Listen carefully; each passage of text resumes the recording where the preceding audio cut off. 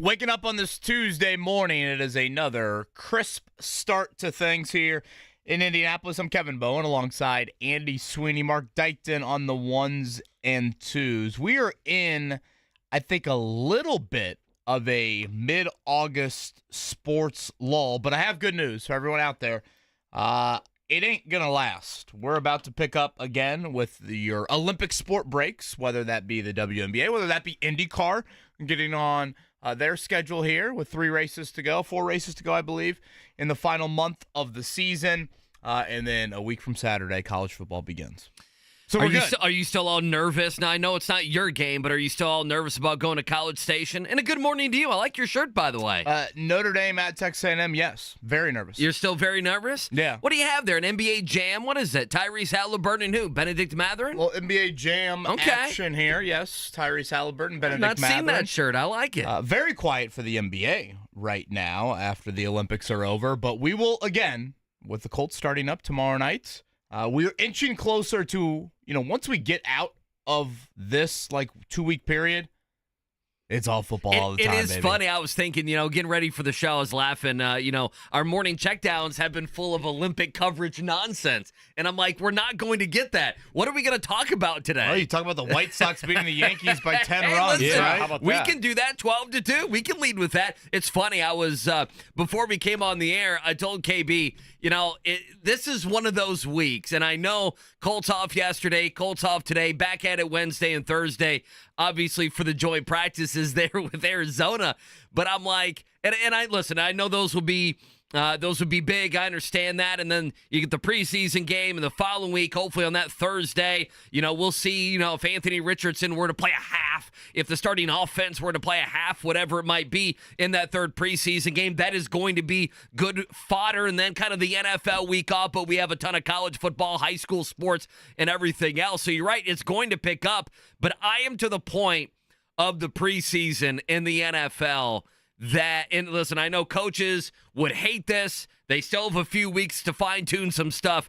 But, KB, I just now want to fast forward to week 1. That is where I am. Or at least that week where I get college football while I'm waiting for NFL football. At least get me there. So I am not a patient person. In the next 2 or 3 weeks, I'm going to be even more impatient. I feel it in my bones. How about the years when we had 4 preseason games? Can you imagine? I mean, at least now it's just 3 of them. It's at least 3. And honestly, soon to be 2 when they go to 18 games. Much as I sat here, I'm like, man, we're kind of in a lull. I mean, the Colts are in a 12-day period with 3 preseason games and 3 joint practices. Right. So, I mean, that's kind of a busy. It's not a lull for them. 12-day period. Again, that'll ramp up tomorrow and Thursday, 6 p.m. start times from Grand Park. Those 2 joint practices, Indy and Arizona, coming up Saturday night from Lucas Oil Stadium. And then next week, the Colts will actually spend 3 days in Cincinnati, and I don't think the Reds have a home game. I don't even think the Cincinnati MLS team is down there. Now, so are that's you a going? lot of time. Are you going to go? I heard some scuttle you might be going to Cincinnati. I thought about it, and then the practice times are a little not great for getting back here and doing the show. That makes sense. On time, so. Are they late? So what are they? Late at night then?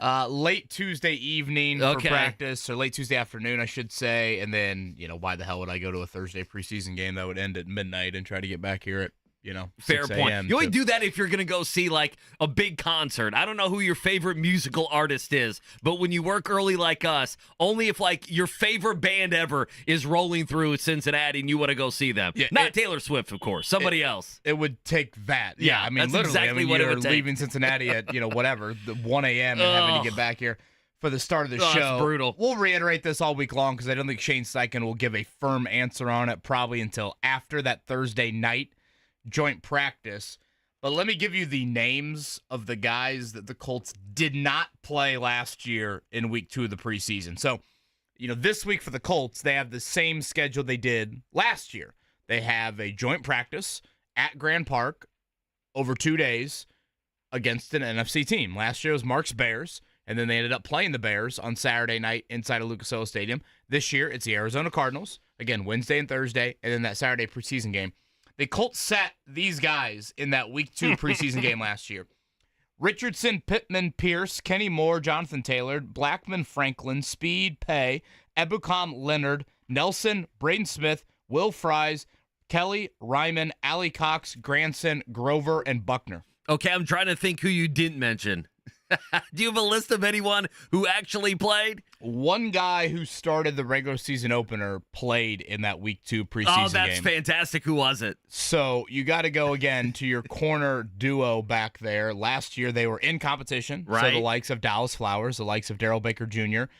Did start. So if you are looking at Saturday nights, I feel bad for Colts fans that this one falls as a home game. Yeah. Like, this is the one you want as the road game in the preseason because theoretically, send it to somebody else. Next Thursday, they actually might play their starters. Last year, they played them about a half, but unfortunately, that will be the road game in Cincinnati. So, fair warning to Colts fans out there, and 2 weeks from today, we will cut this roster from 90 to 53. So, again, we are inching closer to some of the more prominent dates here in the month of August. I did see yesterday that Justin Simmons, I guess yesterday into today, of course, the free agent safety, played the last couple years there in Denver. Really good player. 30 interceptions, whatever it is in his career. I mean, he is a well-thought-of player. Are we now fully beyond the Justin Simmons conversation, KB? Like last week, we talked a lot about Justin Simmons. He's visiting Atlanta today. I feel like we've moved on completely from that conversation, don't you? Well, I mean, I think I've said this to you throughout the month of August and even July.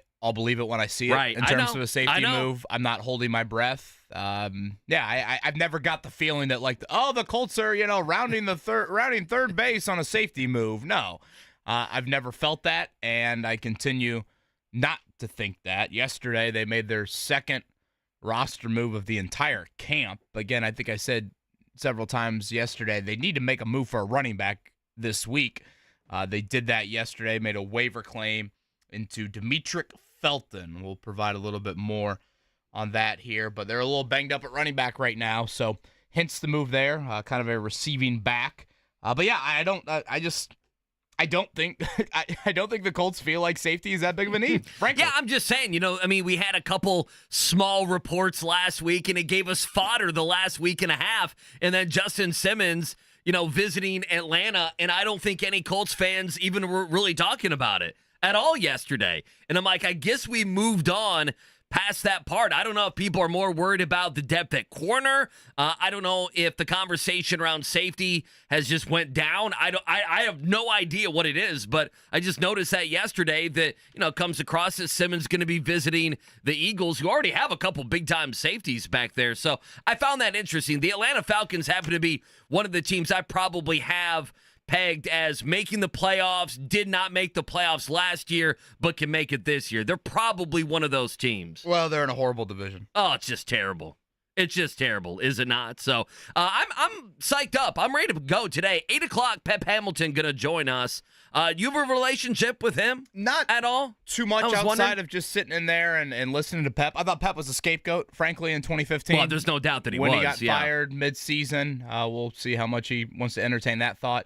And, he does strike me as someone that would be very good from a media sense. I know he's been making a lot of the rounds with NFL Network. He's still super young. He's not even 50 years old. So from a coaching standpoint, I'll be curious to see if he gets back into it. But, yeah, for those unfamiliar with where Pep Hamilton is right now, NFL Network, he's been, again, kind of a training camp analyst for them throughout here the last couple of weeks, has made several stops at the quarterback-centric camps. Oh, yeah. So certainly get his thoughts. Anthony Richardson related. I believe he made a stop with the Chicago Bears as well. Again, the Colts play the Bears week 3.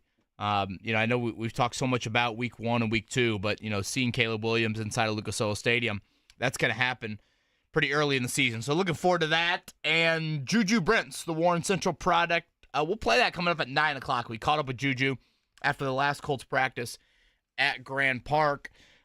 Juju let him fly. So I hope Mark Dykman's on the dump buttons. I was very busy. Me and Mark have both listened to it a couple times each. So we think we caught 5 different uses of the F-bomb and the S-bomb during a 14-minute interview. I was listening to it. To Juju, he did sprayed all fields. I mean, he was not just a one consistent, I thought he was good, word. Though. I thought he was good. I thought he was good. So looking forward to that He conversation. was comfortable with us. That's with actually, it's a good thing for us that Juju Brents was so comfortable with us that he's like, I'll throw out there a couple F-bombs for the fellas. Yeah, I thought it was a Chris Rock special at times. Chris Rock special. What did you say? Do you have to list like the E on the podcast today? Do you have to list explicit content? Yeah. Do you have to put that on there? Is No, there I've warnings for the censored YouTube it. stream I've today? censored When it. you were a kid growing up, did your parents ever say you're not allowed to have the CDs that had the advisory on it? Sure. Because that's how I was. My mom went to pick up the Limp Bizkit Significant Other CD. Oh, boy, and there's a that's bunch of stickers over it.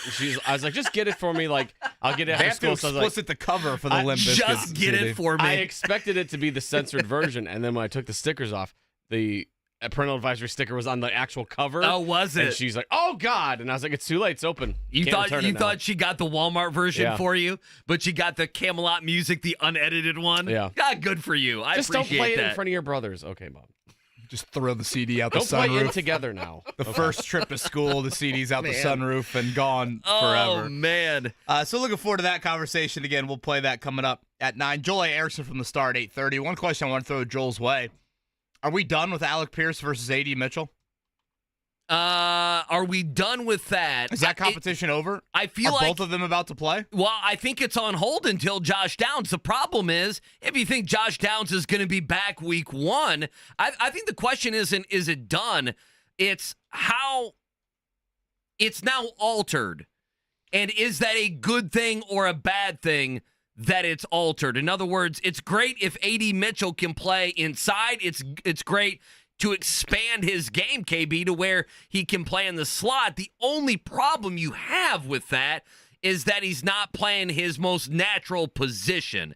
And so I feel like he might early on, if Downs is out, week 1 into week 2, I feel like you might get a little bit more of A.D. Mitchell, and you'll obviously get more of A.D. Mitchell and Alec Pierce, but I don't know in the long run if once Downs comes back, if that's something you'll see, then A.D. Mitchell goes back outside. Does he get less play then? Do we want to see Mitchell just flat out beat Pierce out for this job? And so maybe he gets more time early on the outside. I mean, we just don't know with Josh Downs. I think that's the tricky thing. You think the timing wise, he could be back for week 1, but he also could be back week 2, week 3. That's a possibility as well. Yeah, it's kind of weird how this is all played out, and the Downs injury obviously has thrown a wrench into it. As I said all along with this, there's no winner and loser per se with Pierce versus Downs. Both of them Pierce versus Mitchell. Both of them are going to play. But in a way, with this Downs injury and Mitchell taking some snaps at the slot, whenever Downs gets back, that means A.D. Mitchell for several weeks now has not been the competing outside wideout Exactly. opposite Michael Pittman Jr. So does that give Pierce the pseudo win? And again, I say win in quotes. Like, it's not like he's going to go out there and play 98% of the snaps week 1 against Houston and then Mitchell play barely any. I did think, and again, I went back and watched. There was 2 things I wanted to go back and watch yesterday. One, the starting offense just in general. Then I wanted to focus on Latu. I want to share those thoughts here in a bit, but one thing I did watch because I wanted to make sure that I got all through Mitchell and Pierce snaps.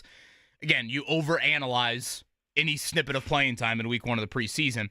There was a route that Pierce had as like a slant route with Joe Flacco, and that is a big route that the Colts put on you need to improve this in year 3. It's why Pierce has put on some weight here into his 3rd season, and I thought Pierce just kind of got ate up by the Denver DB. And again, that's a route that you want him to improve on, you want him to get better at. And in camp at times, I don't think we've necessarily seen that.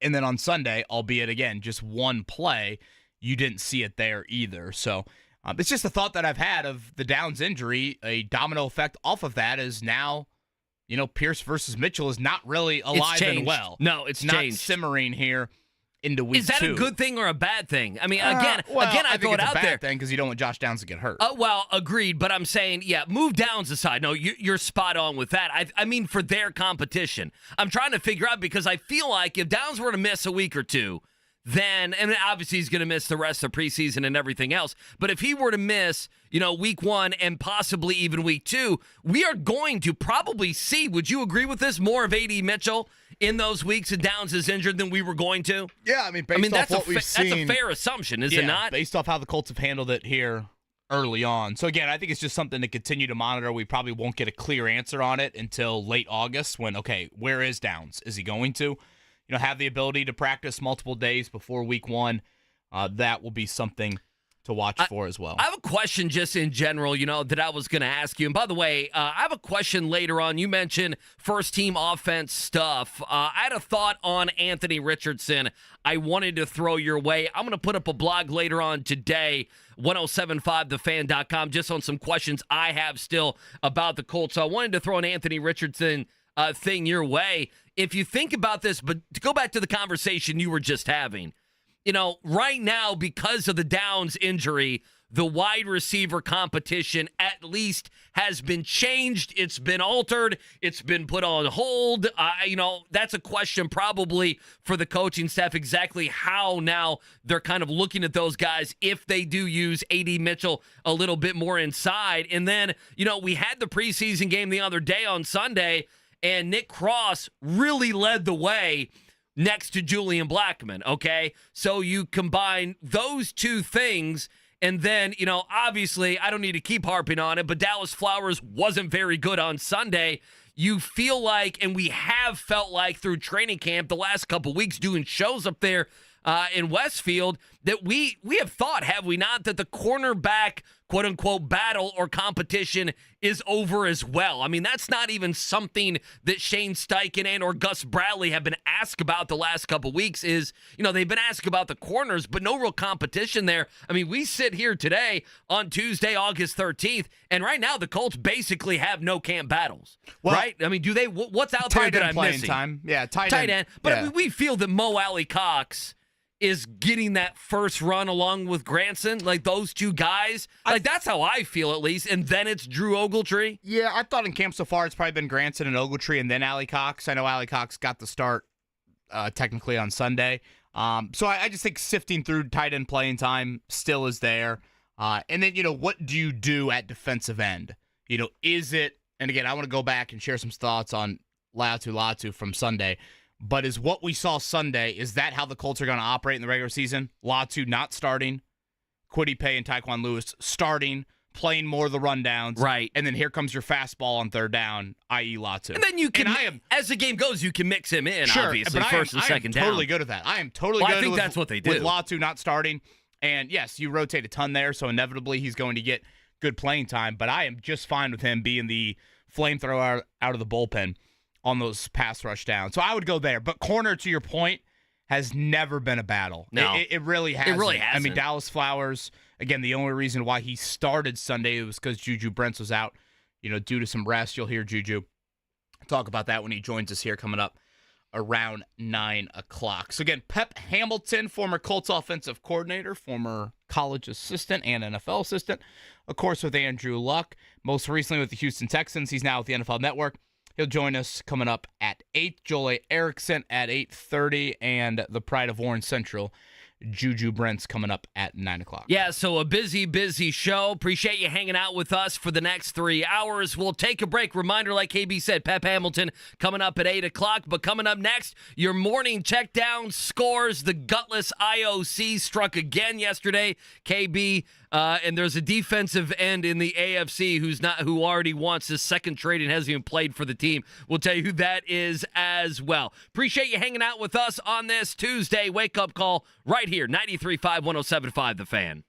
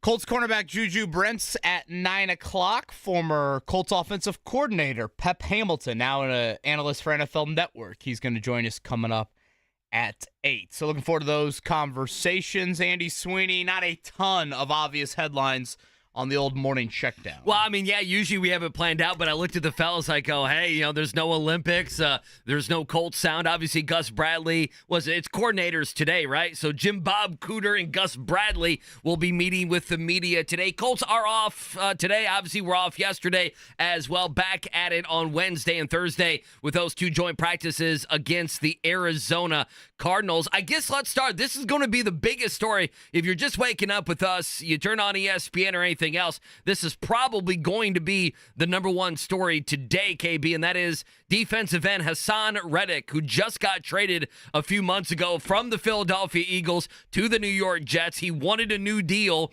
there in Philly. They didn't want to give him a new deal, so they basically replaced him. They traded him for a third-round pick to the Jets, and the Jets still have not given him a deal. So he says, peace. He goes, I don't want to be there either. I'm going to request a trade. He's a guy who's about to hit 30 years old. That's the biggest story in the NFL is Hassan Reddick, who hasn't played a snap for the New York Jets, says, hey, guys, I want to trade.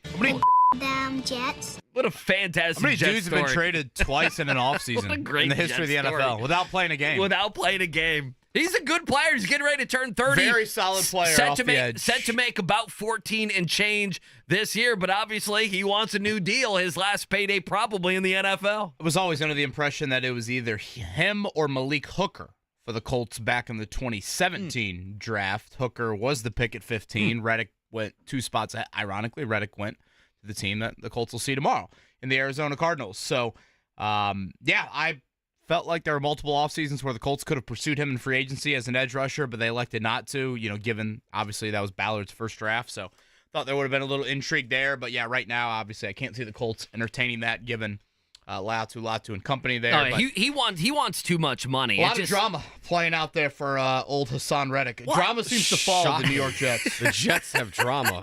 Yeah, but I mean, it's crazy. Like, I don't know if I should put this on the Jets or not. I mean, you make a trade for that guy.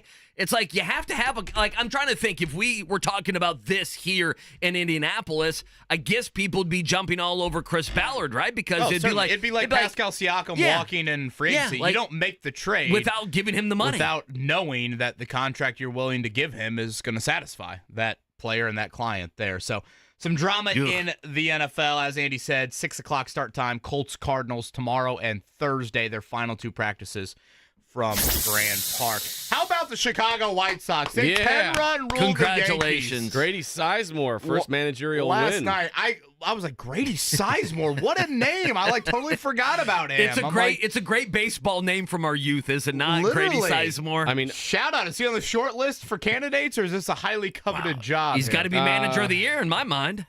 29th win of the season. He's for the White changed Sox. everything. 18 hits last night. I mean, this tells you how bad the White Sox are. I mean, I don't follow the White Sox a ton. My dad's a White Sox fan. He didn't know Grady Sizemore was on the managerial staff. He's like, I didn't know we had him. Well, I'm like, I mean, fair enough. Unless your hitting really stinks or you're pitching, that's the only way you really know your hitting coach and pitching coach. Don't you feel that way in Major League Baseball? Reds beat the Cardinals. Cubs lose. It's a great day to be a Reds fan. Boy, he moved on there, didn't he? 3-game winning streak for the Guardians. Indians home this week, beginning today. You'll get I think 3 series left this year to catch the Indians over at Victory Field. One of them this week. dollar menu night, and it's they have fair food at the ballpark this week. That could be dangerous. I love that. They have a donut cheeseburger. Hope the pipes are cleaned in the bathroom. A donut cheeseburger, a foot-long corn dog. I saw elephant ears. I'm like, hell yeah, let's go. Probably a good thing no one's flushed those toilets in the last week or so. Wash that down with a beer bat, and you are solid. And you're good to go. How did the Bluey Cardiologist on line 1 on the way home. How did the Bluey Day go? I know you didn't go, Mark, but anyone that was there want to chime in? I don't know. I'm was sure there it was packed to the gills. to stand in line for 2 hours, whatever it was. Quickly, AP Top 25 out. Georgia 1, Ohio State 2, Notre Dame at 7. You okay with that, KB? That's where they won in the coaches poll as well, yeah, right? that's where they are. So they're number 7. Iowa down at number 25. I don't know why I'm giving you Iowa, just trying to round out the Big Ten. So if you want to check that out, that's AP Top 25. Like I mentioned, the IOC is gutless. Jordan Childs They're taking her bronze medal away, KB. Did you see this? So is this over, well, I or mean, are there still appeals? I think they can go to, like, there's still one more a group of people they can try to go to, but this is basically going to be it. I did love yesterday, they denied her appeal in hours, but it took days to figure out that they needed to flip a bronze medal. But it took them minutes to say, "Nah, we're going to deny this appeal." So it continues to be an absolute. We're being jobbed here. I do have an Olympics question for 2028. Okay. So we're gonna get flag football, right? Yes. And yeah, breakdancing's gone. Are Breakdancing's they going to make flag football like the 3v3 we just got in basketball? It's a great question. Like, so do for you have those to like go through unfamiliar, hoops? the 3v3 to participate, you have to participate in some of the qualifying tournaments. So that's why the U.S., a big reason why, and I was at fault for this early on, I thought, why not just send second fringe NBA players or second level NBA guys? And it's like, well, the IOC forces you. Basically, they don't want the U.S. to dominate everything in basketball. So they force you to have guys that play in the qualifier tournaments. Right. Will that be the case for flag football? Or, like, will you be allowed to send NFL guys in the summer? No, they're going to put red tape to where we're sending guys like us. Right? No, they're not going to have it to where we're sending Pat Mahomes, Tyreek Hill, Michael Pittman Jr. I just cannot see that being the case. Can you? Now, would the counter to that be this is the only American football event they're going to want stars, whereas in basketball, there's multiple basketball events. Right.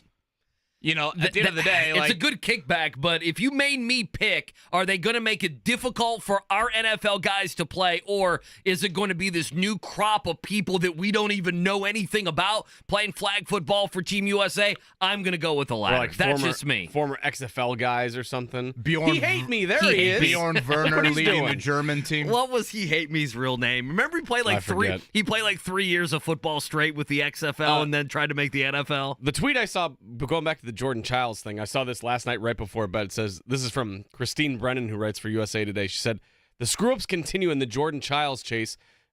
I'm hearing that the Court of Arbitration of Sport did not reach out to the right U.S. officials as CAS prepared for last week's Romanian appeal in Paris. They're supposed to notify both sides, and they got the wrong U.S. officials. No, why are they trying to rip off Jordan Childs of a to me, bronze this medal? makes no sense. At the end of the day, who had the higher score? Jordan Childs did? Okay, I don't care if it was a minute 2 or 46 seconds after the event ended. She deserves the bronze medal. I don't know. Seems rather simple to me. By But the the way- IOC is more corrupt than FIFA, right? Well, I I mean, don't know about that. I would settle down with that, but on the corrupt meter, I don't know if you can They're beat on the FIFA. Mount Rushmore? They're on the Mount Rushmore, And it's only but a two-person it's- Mount Rushmore. It's tough to topple the corruptness of FIFA. Yeah, that's not going to be easy. One other quick thing that I had here: Oscar Tshiebwe, two-way deal with the Utah Jazz. His time here in Indianapolis, Pacers, Matt Anson, everything else officially coming to the end. What was your favorite Oscar Tshiebwe moment over the last couple years? Boy, 37 rebound game for the Mad Ants at some point. I feel bad for Oscar having covered him in college. He's just not. He needed to play in Yeah, should have been born in 1992. 1971. If he could have played in the 80s or 90s, Oscar Tshiebwe would be in record books somewhere for the amount of rebounds that he probably grabbed. Instead, he can't guard the pick and roll. He's too short. He can't jump, unfortunately for him. And he God bless goes the to Kentucky Utah. NIL he Hey, got, right? listen, he could have stayed one more year and made a couple mils. So that is Oscar Tshiebwe. That's your morning check down. All right, KB's teased it a few times. You went back and rewatched the game. You noticed something, offense, defense, Latu. We want to get to that. And then my question on Anthony Richardson. We'll do it next. Appreciate you hanging out with us Tuesday right here, 93.5, 107.5 The Fan.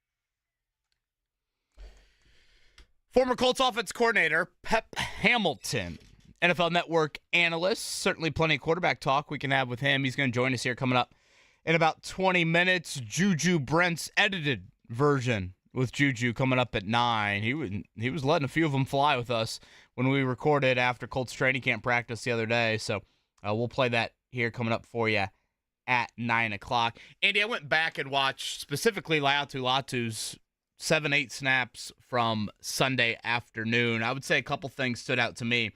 I tried to hammer this home yesterday, but I was just extremely impressed that, he was getting blocked by a guy in Garrett Bowles who started 99 games in the NFL, a high-level tackle, top 10, I think, left tackle in the league. At one point, he got blocked by a tight end and Adam Troutman. Adam Troutman started 40 games in the league. I mean, this was not, undrafted dudes or, second and third stringers he was getting blocked by. Two things stood out. One, I thought he made some plays in the run game as well. I think that's a question for Latu. Is he just purely a pass rusher, or can he do some stuff in the run game? I thought he had a moment or two. Wasn't perfect, but he had a moment or two there. And then with Bowles, I thought what you saw specifically in his pass rush there is you saw him make Bo Nix change what he wanted to do. Mm-hmm. And right. Ultimately to boil it down, and I know that can be defined by a sack or defined by a pressure, defined by a hit. But what you're trying to do as a pass rusher is make the quarterback have to change things, have to alter his, footwork, his throwing motion, his progression through reads, any and all of those things. And that's what Latu did. He had a big speed rush on Bowles, got way up the field to the point where Bo Nix couldn't take the full, step, whatever it was, 5-step, 7-step drop. So now Nix has to step up in the pocket. He's now throwing on the run a little bit. And what happens? It's an errant throw that easily could have been picked off. And again, that's not going to show up as a Latu sack. But if you watch that play, that is what he did on that play. So, as I've said all along with Latu this offseason, every box that's presented to him, and there's only so many boxes that are presented to him on August 12th or 11th, whenever that game was, he continues to check them.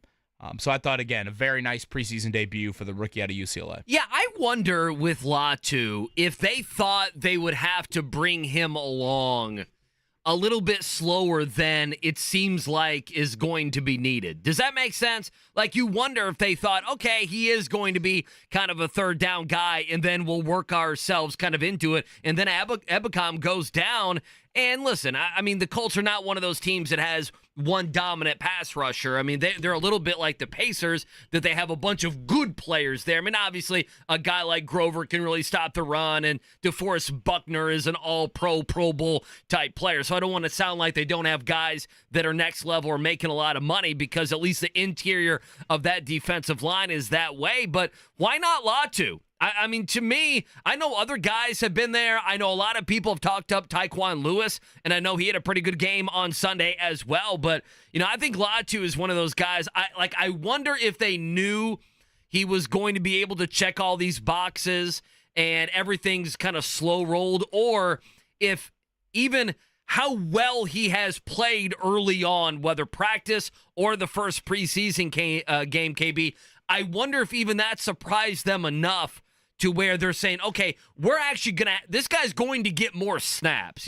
If the first couple weeks you thought, well, maybe he'll be in there for 35% of the snaps or 40%, whatever that number was, you wonder if that's gone up in the last 3 weeks with the way that he's come in, acclimated himself. I mean, he's whipped a lot of he's whipped the tackles on the Colts roster. Right? Which I mean, outside for of the most Bernard part, Ryman and a little bit of Braden Smith, that's not saying a ton. It's not, but so that's why I was impressed by the 8 snaps he got. Bowles is a good player, and I don't want to act like he has undressed Bernard Ryman either. I think there's a little bit of hyperbole in anyone that thinks that. He's had a moment or two, certainly, but I thought what he did to Bowles was impressive, because at the end of the day, these are the dudes he's going to see week in and week out. Like, that matchup, a quality left tackle, that shows up on the schedule more often than not, and these are the guys that have never seen him. Obviously Ryman, now at practice, tomorrow's practice 11 of Colts camp, Like, Ryman has seen him a good amount. Braden Smith has seen him a good amount. Blake Freeland has seen him. And Latu's seen those guys. So, like, he knows where their strengths they know each other and their at this weaknesses. point. So that's why I thought the focus should have been there so much on Sunday. Again, the Colts yesterday did make a waiver claim, which is something to note. I'll explain here in just a second. For a running back, as I mentioned yesterday, I thought the Colts probably would make a running back move. Demetric Felton is the name. Now, this guy is a running back, but he falls much more into the really hybrid wide receiver, receiving back category, and does have some return history. He's covered all the Bs in the NFL, Browns, Bengals, and Bears. He actually has 20 catches in his NFL career and only 8 carries. So I do find it interesting. One, they made a waiver claim, so that means the Bears just cut him, and the Colts felt the need to, we want him. So, and yes, the Colts had a running back need, but this guy just wasn't a free agent sitting on the couch for the last month.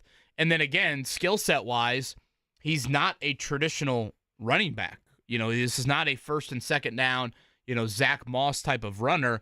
If anything, he's more in the Nyheim Hines receiving back role. So I do think that is something to watch. The Colts clearly like him to some degree. He hasn't really played in the NFL a lot over the last couple of years, but it's more the skill set, Andy, that I find interesting. This is a very receiving back focused move. What do the Colts think of that? We know Jonathan Taylor is obviously the bell cow, but Tyler Goodson, Evan Hull, are those guys? Yeah, Trey Sermon's not a pass catcher, right? He's the first and second down guy. Back. So just something to note here. Again, only the second new guy the Colts have brought in since the start of training. Let me camp. ask you this. If I ask you right now, who do you think leads the running backs in receptions this year for the Colts? What's the answer? Is it Goodson? I think it's probably still Taylor just because you think so? Play the most. Like, I don't view anybody in a Nyheim Hines role. Like, you knew when Hines was here. I know. Third down, boom. 2 minute, boom. Why don't they have that? I don't understand. To me, I'm a proponent of it. I know Jerick McKinnon is a name I threw out there. Now, he's an old guy. He's like 35. He played last year, injured last year for Kansas City. But why not have a guy like that? I guess maybe they think Evan Hull could be that guy who I kind of do like. I guess maybe they're trying to find out if they feel like Goodson or Hull could be that. But then, part of me is like, are they paying Taylor all this money to do that too? Right. I mean, Taylor last year, I would need to look it up. Brick hands out of the backfield. I mean, he's had certainly moments as a receiver. He didn't have many catches last year, though. I need to look it up. I feel like it was just a couple. He's never been a high-volume guy, but, is that something that they're looking into? So, again, roster move yesterday. They actually waived injured their running back that did get hurt. 2 guys got hurt on Saturday. One was Trey Sermon. One was Trent Penix, undrafted free agent out of NC State. He was the one that got waived for this move. So, again, only 2 moves so far in camp. One has been due to the Samson Ebicom injury. One has been due now to the running back injuries, and nothing outside of that. Jonathan Taylor, 19 catches last year. I was having to look that up. 23 targets, 19 catches. Obviously, missed games, right? Well, it's 6-7 games. Didn't start a couple games. Took him a few, to week 6 to kind of get going. So, maybe that number is closer to 30, 35, perhaps, if he plays an entire 17 games. One thing I wanted to ask him, Pep Hamilton is going to join us coming up at the top of the hour, and there's not many, better people in the media, quite frankly, to talk about quarterbacks and offenses and, the maturation of quarterbacks and everything else than Pep. So I'm interested, cannot wait for that conversation here in about 15 minutes. I wanted just to throw this your way, and I don't know if we're doing this. I don't know. You may disagree with what I'm about to say, okay? I'm trying to view, we just had the game on Sunday, so I knew we would recap the game yesterday, and then there would still be a couple things left over to talk about. Like, I still think there's meat on the bone today. Micah Abraham, the guy who made the big play on Sunday. What is he? Is he, is he going to make the team? Where does he fit, I guess, in the hierarchy of cornerbacks? That's something we can talk about. The offensive line, every running back they threw in on Sunday averaged 2 yards a carry. That's not going to be good enough. We know it's a vanilla offense. AR didn't run and everything else. But I wanted to bring up one quick thing. we have been in, with the Downs injury and with the Ebicom injury and with Latu playing so well and with the battle at wide receiver and corner, even though some of these battles seem to be kind of over. Safety's been such a huge conversation around the Colts. I got sitting there yesterday. I was outside. It was a beautiful day. Supposed to be another beautiful day today. And I got thinking, and this is just me, are we taking the maturation? Because on Sunday, Anthony Richardson really wasn't all that good. I mean, it's okay to say it. It was, again, vanilla play calling. He wasn't out there running. They weren't doing real things that we hope to see week one. But the reason I bring this up is AR didn't play last year very much at all. And I know we got the mental reps, but, that would be like us saying, some guy coming in here and watching us doing a radio show for, a couple weeks or a couple months, and then you throw him on drive time. Well, you've watched, JMV do a show, or us, or Jake and Jimmy in the midday. Now it's time for you to go do it. Well, like in any business, you got to get used to it. In radio, you got to get reps, okay? Whether that be mic 1, mic 2, you do a podcast, you got to get those. Is this the radio host analogy to NFL quarterback? I think so. AR. Colin Cowherd would be proud of this. Thank you. I am wondering, what do we need to be talking more about that with Anthony Richardson? When we started the show together a year ago, KB, everything besides the Jonathan Taylor contract stuff, everything was based around AR. And then he got to the season and he played well, but he didn't play very much. And the number is the number. 17 games he's played since high school. So much of the maturation stuff, so much of the he's going to take some time stuff, so much of the, hey, the kid's going to make mistakes stuff, doesn't that still apply to this season? And I know the Colts very much a win now. I am still a firm believer in Anthony Richardson. It's not me denouncing AR whatsoever, but I wonder if we have forgotten in the analysis. We're almost taking him for granted that we believe he's going to, in week one, hit the ground running. And I think he probably will.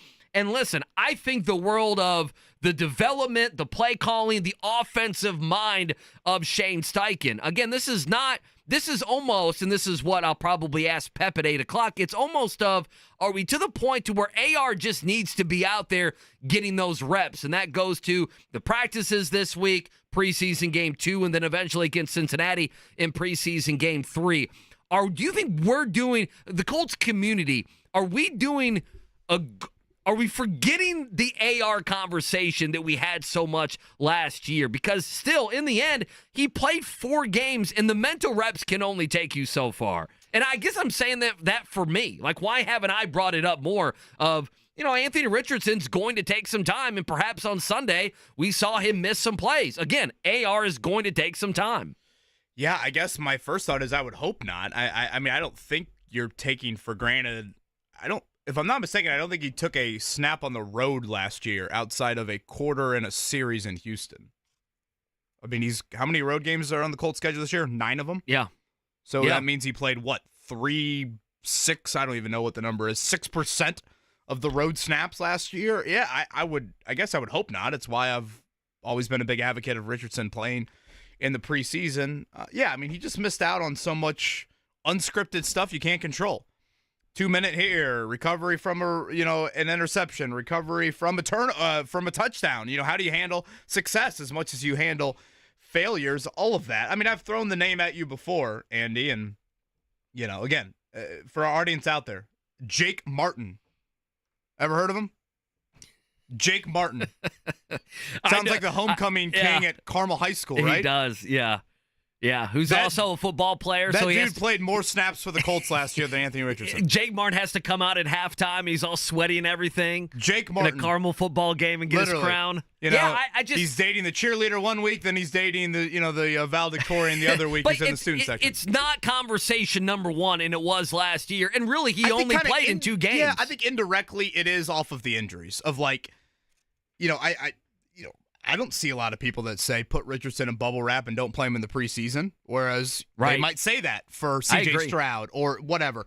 Other quarterbacks that maybe have had the amount of rookie playing time. I do think one thing to point out about Richardson on Sunday, and like if you only said, Kevin, all you can do is examine the 7 snaps Richardson got on Sunday. Evaluate that. Well, he wasn't very good. But again, poster, Mark put it on the YouTube Chiron there of it is preseason football, and you can only evaluate the snaps that you see. That needs to be the caveat every time we talk about the preseason here in the month of August. I don't know if there's a quarterback in the league whose offense will look different than in the preseason or in training camp than they will in the regular season than Richardson. Like, to me, it is such a scaled back version of what Shane Steichen will ultimately dial up in the regular season. Him in these training camp settings, 7-on-7, 11-on-11, largely just wearing a red jersey, it puts him into his most uncomfortable spot as a quarterback, which I think is great for him. Like, what he had to do on Sunday, Shane Steichen basically saying, you stick it in the belly of Jonathan Taylor, you don't run, you get out of bounds, we're going to keep things very vanilla from a formational standpoint. That now exposes Richardson. Some quarterbacks thrive in that. The Phillip Rivers of the world, they want the 7-on-7. They want it to be a pass-heavy camp. For Richardson, again, that's where he is probably weakest. It's a good point. So I do think it is advantageous for his development to be in these situations. But come week 1, it's going to look totally different. They only show us a sliver of it. And the sliver of it that we see at Grand Park looks wildly different than what we even saw on Sunday. Right. It's not Just the same. With the multiplicity of it and all of that. So it's a difficult conversation. They're a difficult team to figure out on offense. And because I we guess, think AR can be next level, but he's got to be it. He's got to play. And I guess we want to get to Pep Hamilton here in a few minutes. I should apologize, and we should probably provide better context of when we do talk about Richardson in camp in the preseason, you're putting him in the most vulnerable settings that he can be in as a quarterback. Now, can defenses in the NFL come week 1, can they put him in those settings? That's the big question. Can they load the box? Can they force him to throw? Can they take away his legs as much as possible? We'll obviously have to wait and see. I think you're exactly right that you could argue the Colts are at the top of the list of vanilla offense when it comes to their starting quarterback. Right? I think that's spot on. You could say, well, Lamar Jackson, he would be out there, maybe Josh Allen, some guys like that, but I'm not sure how much some of those guys are even going to play in the preseason, especially Lamar. All right, Pep Hamilton on the other side. What does he think of Anthony Richardson? And he's been around to a ton of these training camps. So NFL thoughts, NFL nuggets. Pep Hamilton joins us next here, 93.5, 107.5 The Fan.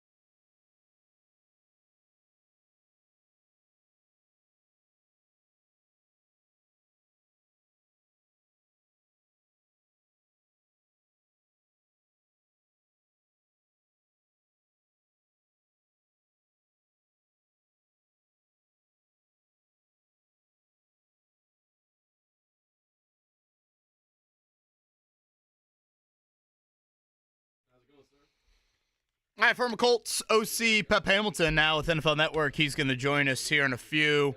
I do have a little dad dilemma to share with you here in a few minutes. We'll have to do that, Mark. You have to get the dad dilemma open we have. I'll get it going. Okay, I like Unexpected. that. Unexpected. Okay, I like that. It's a good tease. Let's head to the Payless Liquors hotline right now. Former offensive coordinator here in Indianapolis, and now, I guess, a media man with NFL Network. He is an analyst for NFL Network. He is Pep Hamilton, joined us on the Payless Liquors hotline. Pep, we asked this question a lot to guests that have called Indy home at one point. I think we all are hoping for some, great answer. What do they really miss about Indianapolis? If it's nothing, feel free to say it. In your multiple years here, is there anything that you miss about living in the city of Indianapolis? Absolutely. First and foremost, I miss just the overall kindness of the folks of Indy. I thought it was a great, wholesome family town. My kids were a lot younger then. All three of my kids went to Park Tudor. But nevertheless, I'll say this. I think the tradition and the expectations just from the fans, expecting the Colts to win all the time. That was a lot of fun. And we had a good team at that time anyway. I think over that 3-year span, we only had one occasion where we lost games consecutive weeks. So it was a fun time when I was in Indy. Well, in my opinion, you were a scapegoat, unfortunately, there in the mid-2015 season. We don't need to get to that maybe early in the interview. Maybe we'll save that for later. But nonetheless, we appreciate your time here on this Tuesday morning. I actually want to start with any relationship you might have with Shane Steichen. I know you guys were on the staff together with the Chargers in 2020. What is your relationship with Shane, and what do you remember about that year together? No, that's a good point. We were together in 2020, and we had a pretty good young quarterback in Justin Herbert, who went on to win the Offensive Rookie of the Year award. And I'll say this about Shane. One of his many gifts is his ability to relate to the guys around him, both players, coaches, folks in the front office. He just has a calmness about him. And as I mentioned, just the ability to really relate to anyone. And I think that's important when you're talking about being the face and the leader of a franchise. Did you think even at that time, those years back, that he could be a head coach in the NFL? Absolutely. Absolutely. He was given the opportunity to be a play caller at a pretty early age, and he took the reins and ran with it. He took the stairs. He didn't take the elevator to get to the point in which he is now in his career. And so not surprised to see that, he's able to maintain this Colts program and ultimately lead them to their ultimate goal of competing for a championship. We're talking with Pep Hamilton here, NFL Network, right here on the Payless Liquors hotline on this Tuesday. Let's go to the offense with the Colts. I'm sure you saw the preseason game and maybe some of the practice stuff as well. Anthony Richardson played just the 4 games last year. Coach, as you know this, 17 games since high school. When you're working with a young quarterback like that, but one that's also going to start in the league, what are the positives? What are the negatives you see with AR? And how do you coach a guy that just simply needs reps in the league? Well, I'll start by saying that, he's a unique talent. He has a very unique skill set, big, athletic, powerful arm, and he loves football, And I think when you look at what matters most when you're evaluating quarterbacks, it starts with the functional talent, and he has functional talent. Now, with that being said, the one thing that we can't coach or teach is experience. And that's an area where, I would say he's lacking, but, I think practice matters. Just the reps that he gets in practice with his teammates, against the NFL defense, is going to really help him to be the best version of himself when he gets to games. But there's no way to recreate the pocket environment that he's going to experience on game day. So it's an exciting time for Colts fans because there's still an unknown. All right, but the one thing we do know is that the talent is there. Now it's just a matter of the coaches and this young player just getting on the same page and making it work on game day. Pep, I get it was a decade ago. I found it astonishing. I was looking up in your first year with the Colts, Andrew Luck's second season, Luck threw 20-some passes in a preseason game. Can you imagine a quarterback a starting QB throwing 20 passes in a preseason game right now? And I asked that with Anthony Richardson. Right now in the preseason, would he be somebody you would want to play in all 3 of these preseason games? I know you just harped on how much the practice reps matter. Yeah, I think it's, to each his own, but I would say this. The reason that he probably didn't play as much as the fans and as much as even the coaches probably would have liked for him to play is because it would have impacted other guys around him that would have had to play an extended time, like the offensive line in particular. And so a lot of times when quarterbacks don't play an extended amount of time, it's not just about that player not getting hit or getting touched. There's other factors into it. And in this case, I would imagine, considering he only played 2 series, he threw 4 passes maybe? Yeah. That it had more to do with, some of the guys around him than it did with just the quarterback position. He is Pep Hamilton, obviously former Colts assistant, now with NFL Network as an analyst. He's with us here on the Payless Slickers hotline. I believe a stop recently at Bears camp. Overall thoughts on a man the Colts will see in Week 3 in Caleb Williams? I tell you, he's special. He's a special arm talent. And I recruited Caleb out of high school when he was in high school in D.C. I was coaching at Michigan at the time, and he was only a 9th grader. I watched him play one Friday night, and you recognize that he had that it factor, the instincts and talent to be a special player in college, and ultimately he was a dominant player in college. But that'll be a fun game to watch because you have 2 very talented young quarterbacks that have a chance to face off, and pretty good teams around each of the young quarterbacks. But I'm on this theme. My theme for 2024 has been de-emphasizing the quarterback positions, and I think the Colts fans can appreciate this more than most. When I first came to the Colts in 2013, it was Andrew's second year, as you mentioned, but we were at the end of we were replacing Peyton Manning and ultimately starting the Andrew Luck era after the Peyton Manning era of shotgun, no huddle offense had flourished for many years in Indiana. And I tell you, one of the things that happened within my first 2 weeks in the building, I think the GM came and asked, well, Coach, what do you need? Just looking at the roster, the first thing that the coaches do when you come into a new organization or you have a new staff, and I know it wasn't a new staff, I was pretty much one of the only new guys to join that staff, is you go and evaluate the current roster.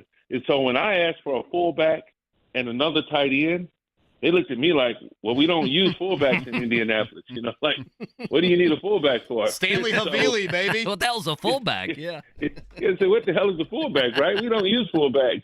But I said all that to say that last season alone, we had 68 different starting quarterbacks in the National Football League. That was a new record, okay? That's a lot of turnover at the most important position on the field, right?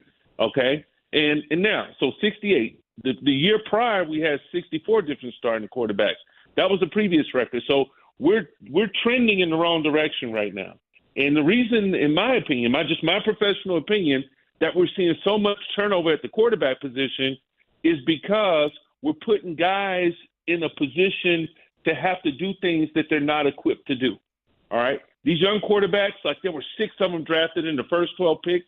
All right, those guys aren't going to know how to protect themselves against some of these exotic blitzes that they're going to see from the Vic Fangios and the Mike McDonalds of the world, all right? And the D'Amico Ryans, even in your division that you're going to see. And so because of that, I think you have to de-emphasize the quarterback some. Now, what does that mean? That means that you got to keep them out of obvious passing situations. However you do it. Maybe it's running the football from a 2 tight end set. Maybe it's putting them under center some, but you can't keep them back in the shotgun for 80% of the snaps in 11 personnel with open edges and think that they're going to be able to manage and really discern all the different looks that they're going to see from NFL defense. So de-emphasize the quarterback and look at the San Francisco 49ers. Now, I know they didn't win the Super Bowl, all right? Pat Mahomes is an anomaly in my opinion, but balance it out. And I think the Colts are built that way because Jonathan Taylor is one of the premier running backs in the league. Pep Hamilton. You have 2 good. Go ahead. You have 2 good tight ends. Pep Hamilton with us, NFL Network. As a follow-up, and I have a couple different follow-ups, to me, throwing a guy in there, what you're talking about sounds a lot like Bryce Young last year, where Bryce Young is doing long drop backs and he's got absolutely no offensive line. But you know this, when you're paying a lot of money and when, coaches and GMs are trying to keep jobs, and the way you build hope in the NFL is by having a young quarterback and by playing that young quarterback. When you give this take to other people in the NFL, de-emphasizing the quarterback, what do they say? Well, my approach is let the data drive the strategy. There's always like, what do you mean? De-emphasize the quarterback? You want to run the wishbone? I said, not quite. That's not what I'm saying. All right. But what I'm saying is this: don't make it so obvious that the defense don't have to defend the run. All right. And because at the end of the day, there's going to come a point in time in which to finish games, you're going to have to be able to run the football. All right. And you just said it. Everybody's watching Pat Mahomes, and you're watching some of these elite quarterbacks that's in year, like Pat is young, but Aaron Rodgers is in what, year 17, 18. Tom Brady played 20 years. Drew Brees, 14, 15, 16 years. It takes a long time, even with Peyton. It takes a long time for these guys to get themselves in a position to where they can now process what NFL defenses are trying to do to them. All right, that's the hard part about playing the position. It's not about dropping back and throwing the football. It's about being able to make decisions once the ball is snapped, and unlike in college football, where you can make 80 to 90% of your decisions before the ball gets in your hand. It doesn't work like that in the National Football League. He's Pep Hamilton, again, right now NFL Network analyst, obviously longtime coach of the collegiate ranks and the NFL ranks. He's with us here on the Payless Slickers hotline. You think back on your time here, Pep, is there anything you would have done differently? I know hindsight is obviously beyond 2020, but anything you would have done differently? Yeah, you know what I would have done differently in that 2014 playoff game? All right. I would have called more play action passes on first and second down. You talking the AFC title game? AFC title game, we were, it was a little misty. It was a little dark, doom and gloom. We tried a few drop back passes, didn't work. Try to establish the running game. Probably would have been just a bit more aggressive, especially if you guys remind me if I'm forgetting, but our defense had, stopped them. We were 3 and out that first drive. And then Josh Cribbs drops the punt return, right? Mm-hmm. Yeah. And then you end up playing from behind in New England, and you got Tom Brady on the other sideline, and you're thinking, hey, don't just put him back out on the field. Let's now try and burn a little clock, But in hindsight, you go back and you watch that game, it's like, hey, man, let's empty the clip early and see where we stand after that first and second quarter. We don't want to make this a 15-rounder, Did you feel like you were a scapegoat caught up in the Ryan Grigson, Chuck Pagano relationship at all? No, not at all. Not at all. We didn't win enough games. We lost games in a row, and like I mentioned to you, we were at a point in which, we felt like we had a chance to compete for the championship. We felt like it was a realistic chance that we could get home field advantage and have a chance to compete for a championship. Pep Hamilton with us here, Payless Liquors Hotline, now with the NFL Network. Pep and Coach, appreciate the time. Last one for me. You've been around to some of these different training camps, obviously consuming the game, watching the preseason games, practices, scrimmages, and everything else. I know it's a very open-ended question. I'll let you take it wherever you want to go. What has stood out to you first, couple weeks of training camp, first week of preseason games? What has stood out to you as you've watched these different teams? There are a lot of question marks at the most important position and the toughest position to play in all of sports. We're kind of top-heavy at the quarterback position in the NFL right now. We got a lot of young quarterbacks that are going to be put in a position to have to play before they're ready to play. And so I'm excited to see, how the coaches are going to really just get these guys ready to go out and play. And I'll finish with this, okay? All right. The pressure that's put on the organizations to put these guys out there before they're ready to play, in my opinion, it starts with you fantasy owners. Give them a break. Be patient. Hey, we got to avoid being in Walmart for 24 hours if we get in last place in the league. Come Coach, on now. What are we supposed to do? We love the NFL. We got to have fantasy teams. Come on, Coach. You know what I mean? It's Chris from Carmel that calls into your show and say, hey, why aren't we throwing the ball more? Why aren't we doing this? Why isn't Anthony Richardson? But the reality is this, okay, there are a lot of things that are impacting, all right, external influences that are impacting, all right, this quarterback position. All right, everybody, you just said it. Everybody wants to see the kid that we just drafted in the first 5 or 10 picks.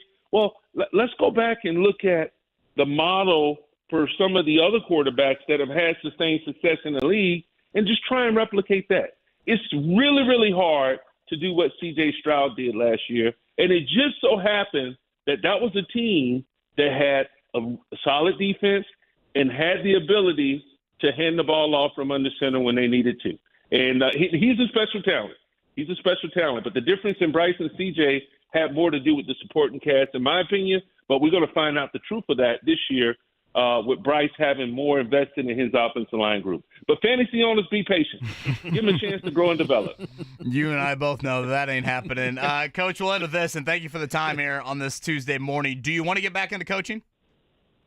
My son is a high school quarterback here in Houston, Texas. I live in Texas. He's the quarterback at Manville High School. He just committed to the University of Maryland. Oh, congrats. And right, thank you. And so he's finishing up his senior year, and then we'll see what happens, you know? Big Ten country for Pep Hamilton is going to be back in here. I saw that. That is a big congratulations. Well, yeah, major congrats on that. Shout out to Chris from Carmel. Shout out to the Park Tudor Panthers. Coach, we appreciate the time here on this Tuesday morning. Great stuff on NFL Network, and good luck with your son. Thank you. Go Colts. That is Pep Hamilton right there, Payless Liquors Hotline.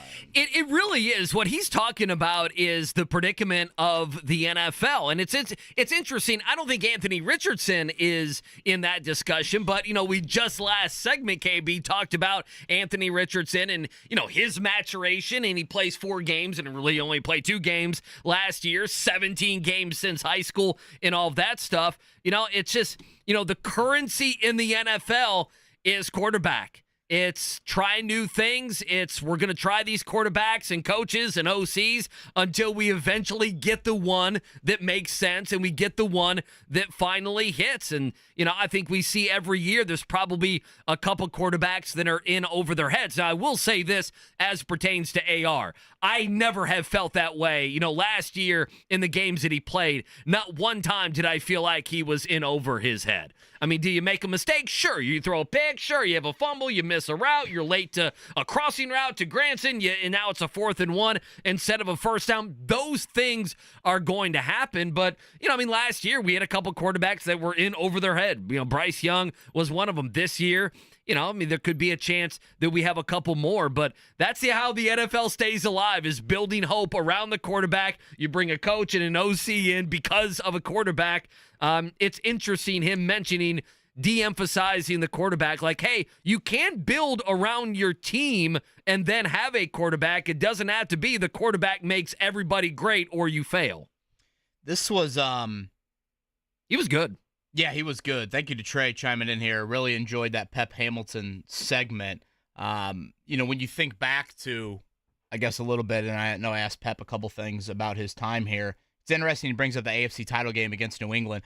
It was a very weird January night in Foxborough. Obviously, we remember that game because it's Deflategate, but it was a warm, misty night. If I'm not mistaken, I want to say the game even got pushed back a little bit because the NFC title game, Packers-Seahawks, I think went into overtime. Yeah, it went long, yeah. And so that pushed back their game, and yeah, he's exactly right. The Colts got an early stop. Josh Cribbs muffed the punt. New England punched that in. The Colts actually then drove down. Vinatieri missed a long field goal in that weather, but it is just kind of funny how he looks back on that, the play-action aspect to that game. I know he's, being a great professional. I do think he was a scapegoat. Andrew Luck got hurt early in that 2015 season, and all of a sudden, a month later, Pep Hamilton gets fired. Right. Like what are you going to do without Andrew Luck? Yeah, to me, that just didn't totally add up. I think he was, on the wrong side of the, Chuck Pagano, Ryan Grigson relationship, or probably lack thereof relationship is maybe the better way to put it there. But I enjoyed that. Mark, nice work booking Pep Hamilton on that. We'll have to have him on here during the season. Yeah, again. I've watched some of his training camp stuff. He's really good. I mean, he's really good on TV. That's my analysis of him on TV. He's really 49 good. 49 years old for Pep Hamilton. By the way. Him and Shane Steichen, again, that 1 year overlap, if you missed that That'll be up on the podcast, his thoughts on Shane Steichen as well. By the way, I love that Pep Hamilton just talked about fantasy football. And 1 minute ago, I got the email. Mark Dykton has reactivated Let's go. the show's fantasy football league. Come on. For the 2024-2025 NFL Yeah. season. How about that? Perfect timing Let's for go, Mark Dykton. Mark. I'm having to delete teams now because obviously we're resetting. We're not So renewing. we need we're resetting. 9 new teams. Uh-huh. We'll hand out some ownerships of these teams. Much to Pep Hamilton's chagrin, we'll hand out some big-time ownerships here in the upcoming weeks here. Did he reference a Shane Steichen? He took the stairs, not the elevator. Yeah, that's to what get he the said. head coaching job. I like that. Is that a nice coach quote? Is that plastered above? Is that in the Center Grove weight room? Is that why Austin Booker and Carson Steele had great preseason debuts? We take the stairs, not Dude, the elevator. I love watching Steele Carmel's run taking people the over. elevator. Center Grove's taking the stairs. I think Pep knew somebody named Chris from Carmel who probably sent him nasty emails after a loss. That would be my guess. It sounded like he knew a guy, Chris from Carmel, who may have said who had some choice words for Pep Hamilton after these Now, games. Pep did say, I'm not calling for offensive coordinators to go full wishbone on us. That's what I want. I want two sports things in life, okay? And I'm Okay. a simple sport fan here. You're a okay? I simple got two. man. I want an NBA team to full court press for 82 nights out of the year. What do you want, Rick Pitino to be the head coach? Nolan Richardson. And Nolan Richardson. They're the Whoever. only two. Shaka Smart. Mike Anderson. Whoever. Those are the only ones that We got a press. 15-man roster. Let's go. 80 listen, back-to-backs, and you're okay. pressing for 48 minutes? Okay. All right, that's my first wish. My second wish is, and I know the 53-man roster might not be favorable, I need Ken Niamatalolo, wherever he's at, the Old Navy coach. I need someone to hire him. Is Tom Osborne still with us or no? I'm pretty sure Tom's not with Well, okay. Tom Osborne Coach can't be with Osborne's us, is he? offspring, somehow, Eric Crouch, whoever, somehow, some way, I need the wishbone for 17 weeks out of the season. Tom Osborne passed away in 2020, about 3 years ago. We need full 2 years wishbone, ago, baby. sorry. We Full need the wishbone. wing tee. We need is Bud Wright from Sheridan. Can we get him to be an NFL head coach? I mean, that's what we need. Mark- Two things. I got 2 wishes in life, people. Just Those are pathetic 2 wishes, of by them the way. in the sports world. Come on. Mark, you know why he wants this? Back in the day, without the forward pass, that's when Notre Dame ruled the world in college course. football. Uh-huh. That's when they ruled the world. Hey, now we're a high-flying attack with Riley Leonard, who I do think is a great runner. But how great would that be? An NFL team going wishbone on you 1 week? You don't want that? I mean, the last time we had something like that is when the Miami Dolphins went Wildcat baby. on Bill Belichick, right? Am I wrong there? Is it Ronnie Brown? Ronnie Brown? Did they have Ricky then? They had Ricky too, I think right? they had Ricky. So they had Ricky and Ronnie. Oh, there boy. was another Mark's running back in changing there. the draft settings. Here we Oh go. boy, Yeah. what's he changing? This league is cooking. I set the live draft date Oh, for okay. September 5th, 9 a.m. Go. Drafting during the show. Can't wait for that. Yeah, last time that didn't go over as well. 30 I seconds think with per some of the pick. Bucks. I think that's fair. That puts everybody on the clock. Andy just brought up the poise of Anthony Richardson. I do agree with him. I think Richardson shows some poise. If I'm not mistaken, I think Andy kind of wilted in that 9 o'clock hour. Mhm. He was fumbling He through that. buckled. Well, Well, he's he's, that he's used to having 8 hours per pick. No, Yeah. think about this. I left that draft thinking, I love this team. And, of course, it ended up being under 500, which is always what happens. I have, and people don't care, in a couple weeks I have a bid league, where you're the bidding auction the draft, auction yeah. league. But if you get a free agent, they only cost $5. And Oh. so Anthony Richardson's probably going to be my quarterback. I got him as a free agent. He Nice. costs $5. So there you go. So you're I'm sure playing everybody chess and cares. they're playing Well, checkers. he got injured. Someone put him on the waiver wire. Later in the year, your boy went in and picked him up. I'm actually in one of those leagues as well, and I think we get one keeper. I think I'm keeping Pittman for $7. Does that seem Hey, smart? That sounds good. That sounds very good. Yeah, Okay. I mean, he's going to have 100 catches, Any more 1,000 fantasy yards. football roster Would we- chatter? Mark, and do you want to bring up your fantasy team and break it down No, for us? not I think to we have a drive better listeners chance of away? keeping the audience if we talk about Matt Kuchar playing the 18th hole yesterday. Do you want tell In the people Wyndham tell Championship. people No, what happened here because we I need didn't. 12 minutes. Okay. We can. Joel A. Erickson is waiting in 5 minutes. And again, You're right. that's a You're right. 9:52 segment. It is. It's 9:52. We will get to Matt Kuchar. I had to look it up. I didn't know what you were talking about. And just quickly, I will brief this because I need some advice. We have a dead fish in the Bowen household. Did you know I was going there? Did I the figured- dead fish last 1 week? I really hope Rosie's not listening right now. Maddie is unsure how to explain it to her. We got about a week and 3 days. I asked Maddie what we should do. She goes, "You have to replace it." I mean, you don't need to go said down no that to that. road. You said no. You said I'm not replacing it. No, we have got to attack the wound face on. Yeah, you say he wanted to be back with his family in the sea. She wanted to be back with the family in the Mark sea. was the name. Was it Cutie or Sweetie? Sweetie, okay. Maddie's text, Sweetie is no longer with us. You know, really, You can't laugh at that. This is death in the Bowen household. Really, the fair sets parents up for failure. Yeah. Because they know you got to get this fish, and the people at the fair know, the carnies there, they know the fish is dying in 10 days to 2 weeks. It's sitting in a bag for 6 hours in 90-degree heat. What do you I can think's picture happening? Don right now. You know, I don't know how many teeth Don had, but God bless him for delivering Sweetie to the Bowen household for a few days. There's gonna Kirk be chimes in tears. here. He goes, "The law office of Taylor, Sermon, and Hall. #wishbone. Injected into my veins, Kirk." Joel A. Erickson in 5. We need fish advice, and it's time for a morning check down. Morning Checkdown, brought to you by Butler Bulldogs Basketball. Season tickets are on sale now. Order by August 1st for your shot at the best seats in Hinkle Fieldhouse. Visit butlersports.com/buy tickets.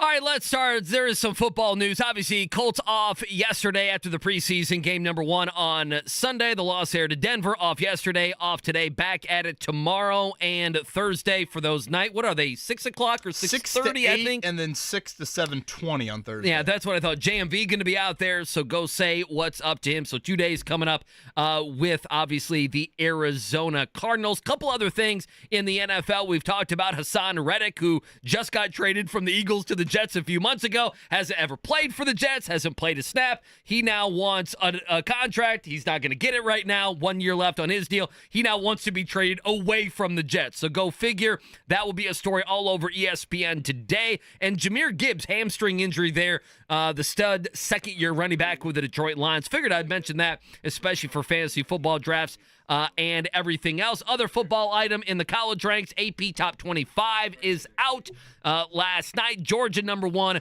Ohio State 2, Oregon 3, Texas 4, Alabama 5. For those of you that care, Notre Dame checking in at number 7.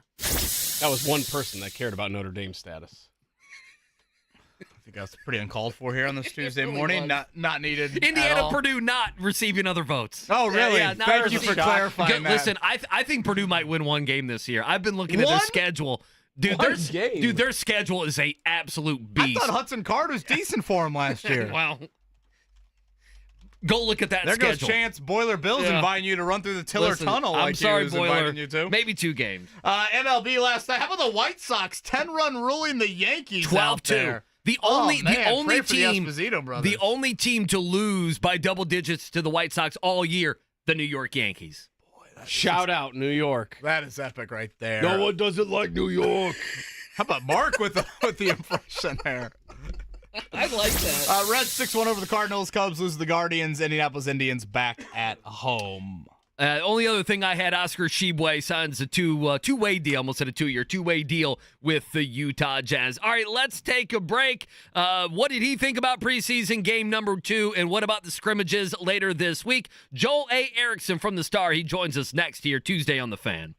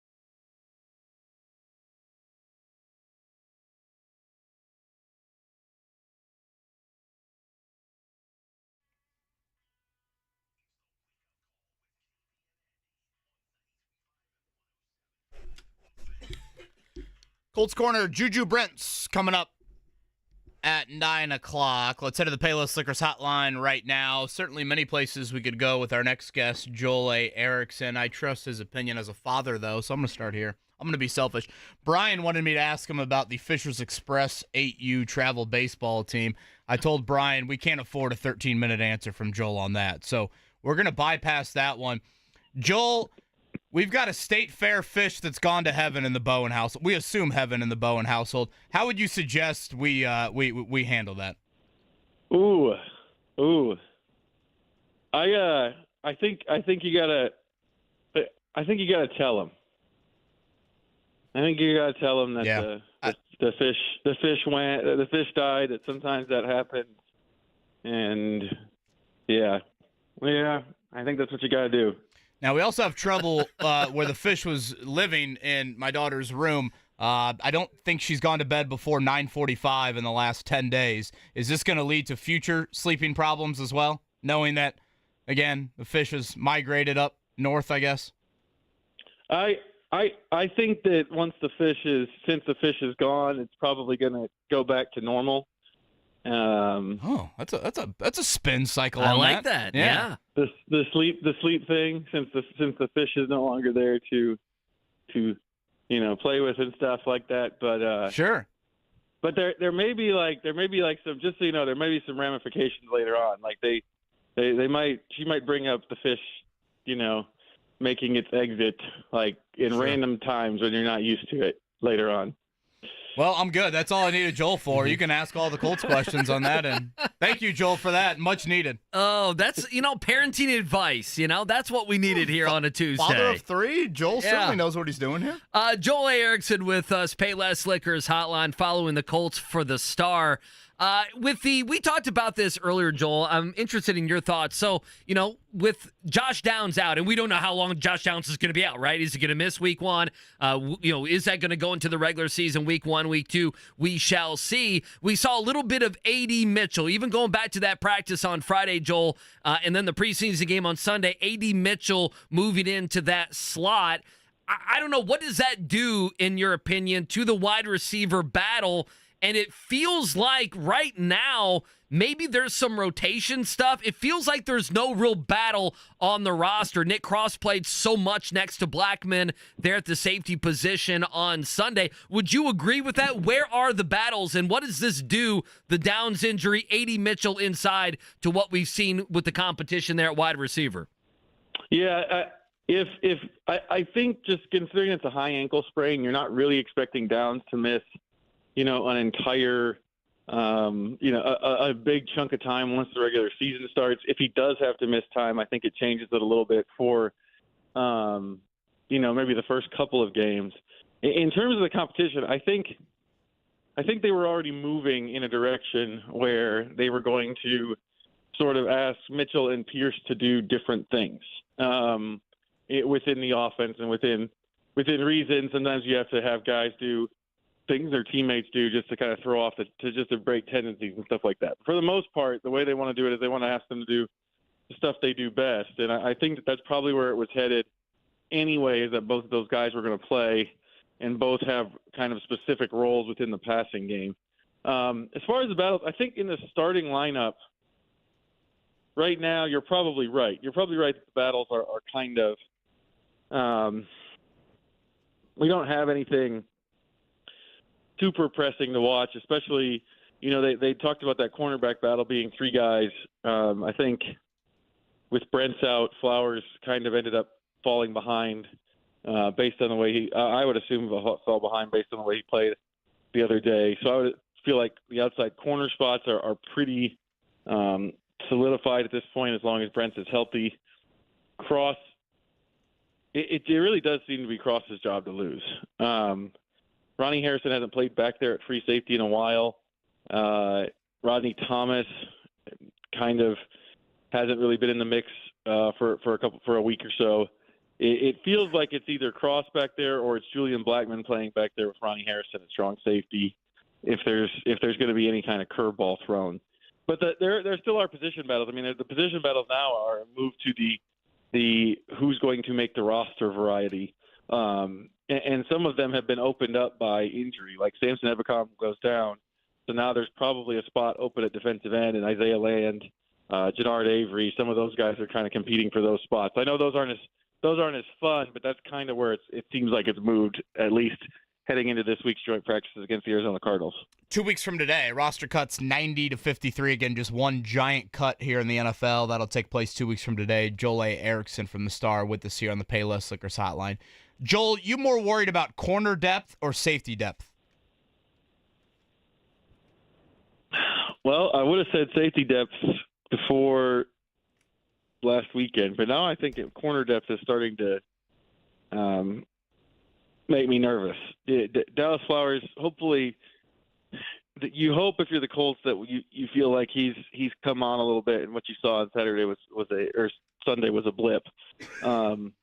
But he's also coming off of an Achilles tear, and we've kind of talked about this over and over again. It feels like every player who tears an Achilles the last couple of years for the Colts, they end up telling us, at some point late in that first season back or the next season, that they can be back on the field and playing, but they're not quite themselves until they've already kind of played for a full year after the injury. And so now that kind of makes you wonder. And if you think about, if they can't rely on or they don't feel like Dallas Flowers can be, who he's been in the past,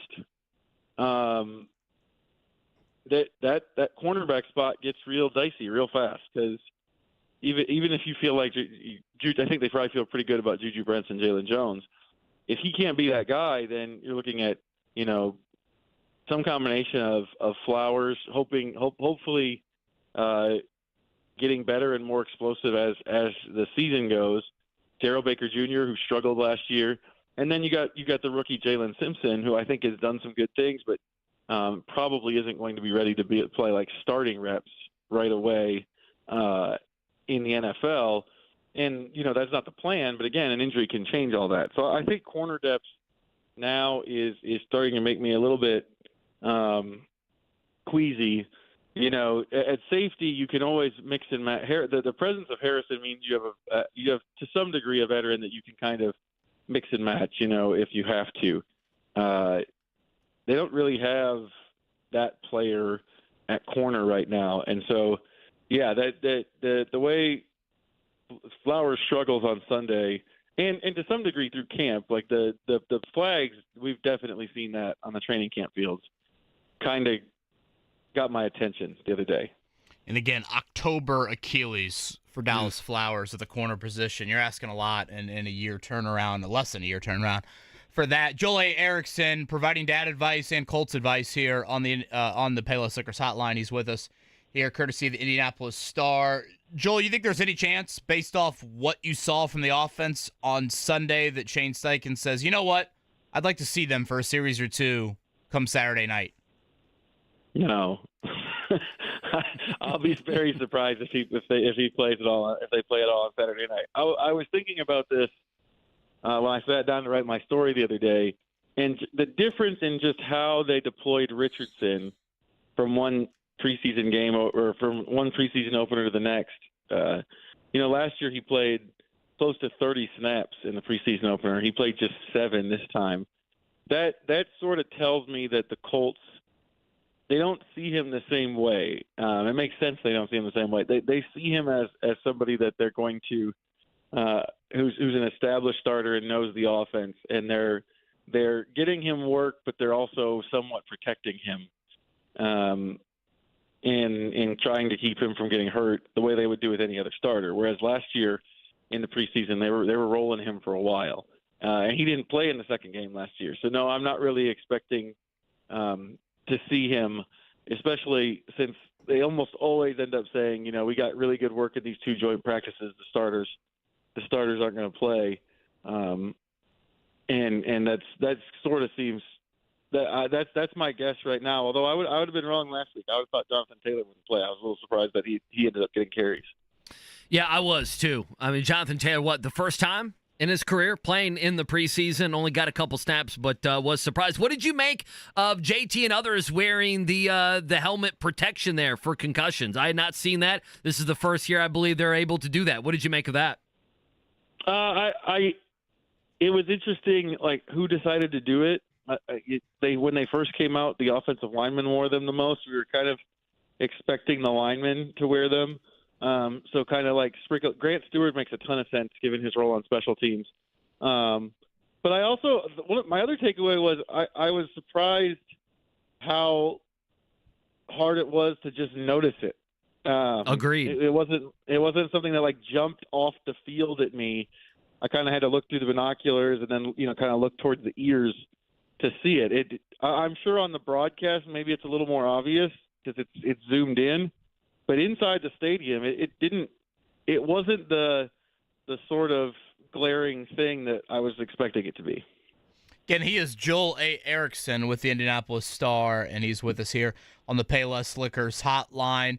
A position that has been more difficult for you to gauge roster cut down wise than you thought 2 weeks out from roster cuts. The defensive line, and the injuries, and then also the high blood pressure issue that Raekwon Davis is dealing with has really complicated that. Yeah, we've still yet to see him. That is odd.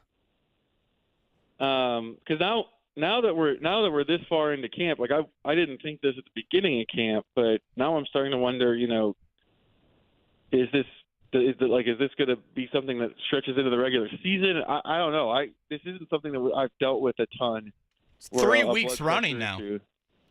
Where a blood pressure issue has kept the guy out. But, before that, it was looking like – before that with the defensive line, it was looking like there was going to be some names that we know that have played for the Colts that were going to get cut just because they were going to get squeezed out by the depth they'd assembled there. Well, if you take out Samson Ebicom and potentially Raekwon Davis, that opens some spots, and especially at the defensive end position, who might stay there.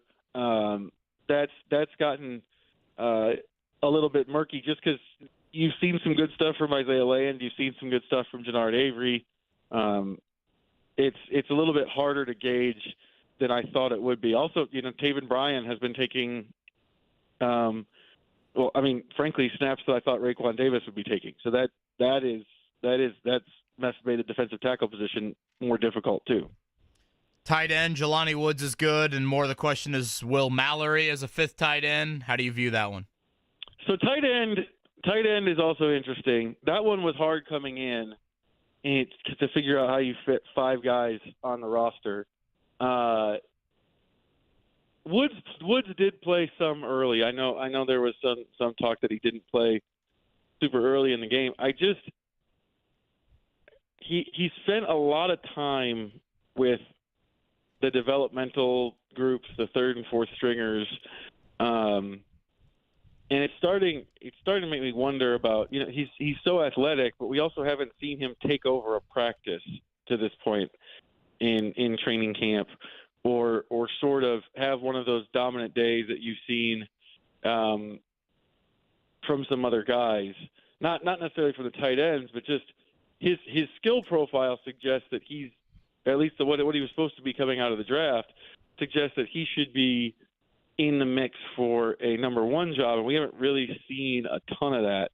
And so now I'm starting to wonder because I know they like Will Mallory. Mallory just tends to get catches when he's in there. The other day when we did a brief roster projection, I had Woods off. So that's kind of where I'm at right now. I want to see what happens as we get into these last 2 weeks to see if they start giving him more chances with Anthony Richardson and fewer chances with the quarterbacks on the back end of the roster. It's not a very good sign when your wife texts you, and we bought some fish food at the shop right here off Keystone and 56, the Reef. She goes, wonder if the Reef had reward points. Oh, no. This isn't trending in the direction I'd like. This is like a guy that practices on a Wednesday and then he's out on Thursday, right? Oh, man. You got any advice there? Well, it sounds like quickly, Joel. It sounds like are the Bowens are you tricking her with getting a fish that looks like Sweetie Pie or Cutie Pie, or are you going to say this is a new one? Game to play. I don't like it. I think you just gotta. It's time to face the music. You got to look in the mirror, right? She's 4 years old. Sometimes the fish. The other hard part is it might work, but kids are more perceptive sometimes than we give them credit for. I don't know. This is headed in an interesting either that or the current thing is are we talking about like buying more fish? I Like up for see. a loss of- That's a slippery slope. I know.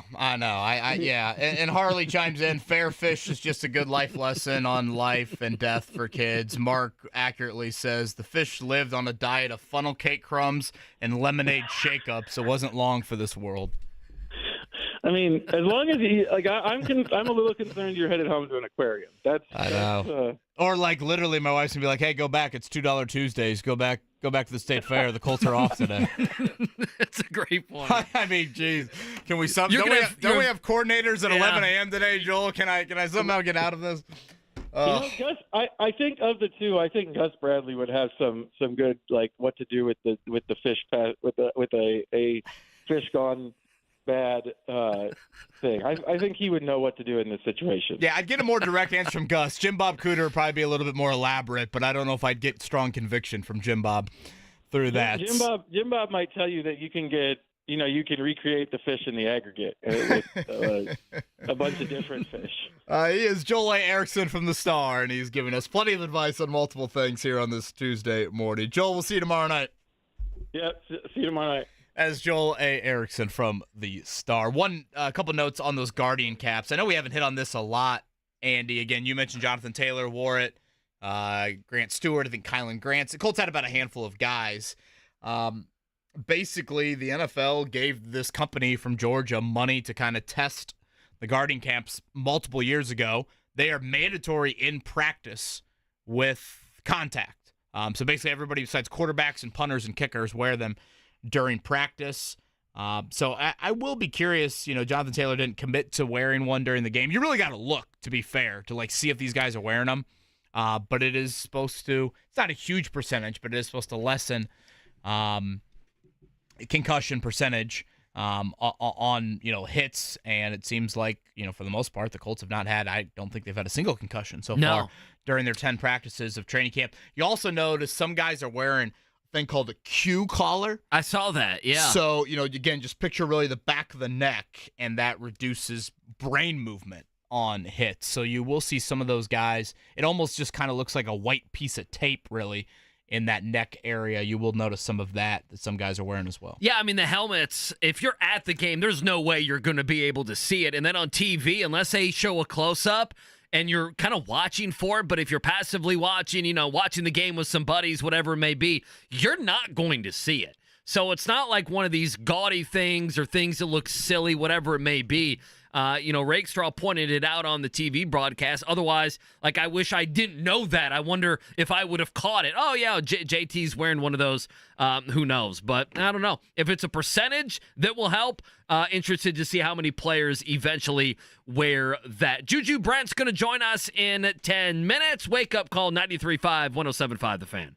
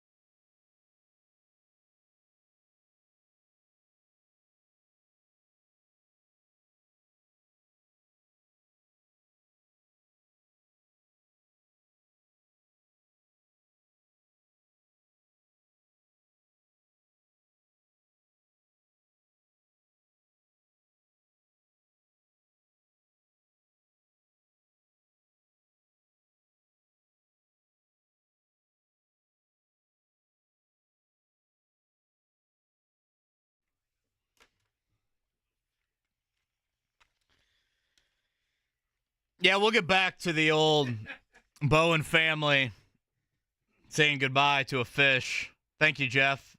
Do a sentence to summon the late, great Mike Leach for advice on the goldfish situation. It's such a great point. I asked for Tom Osborne earlier. I think we need to ask for Mike Leach. It is too bad. From the heavens. Mike Leach, who will go on like local radio shows. If we asked for Mike Leach, if he were alive, there's a chance he would have come on the air with us. He would, and of course, you don't want to talk football when you have him on, you know.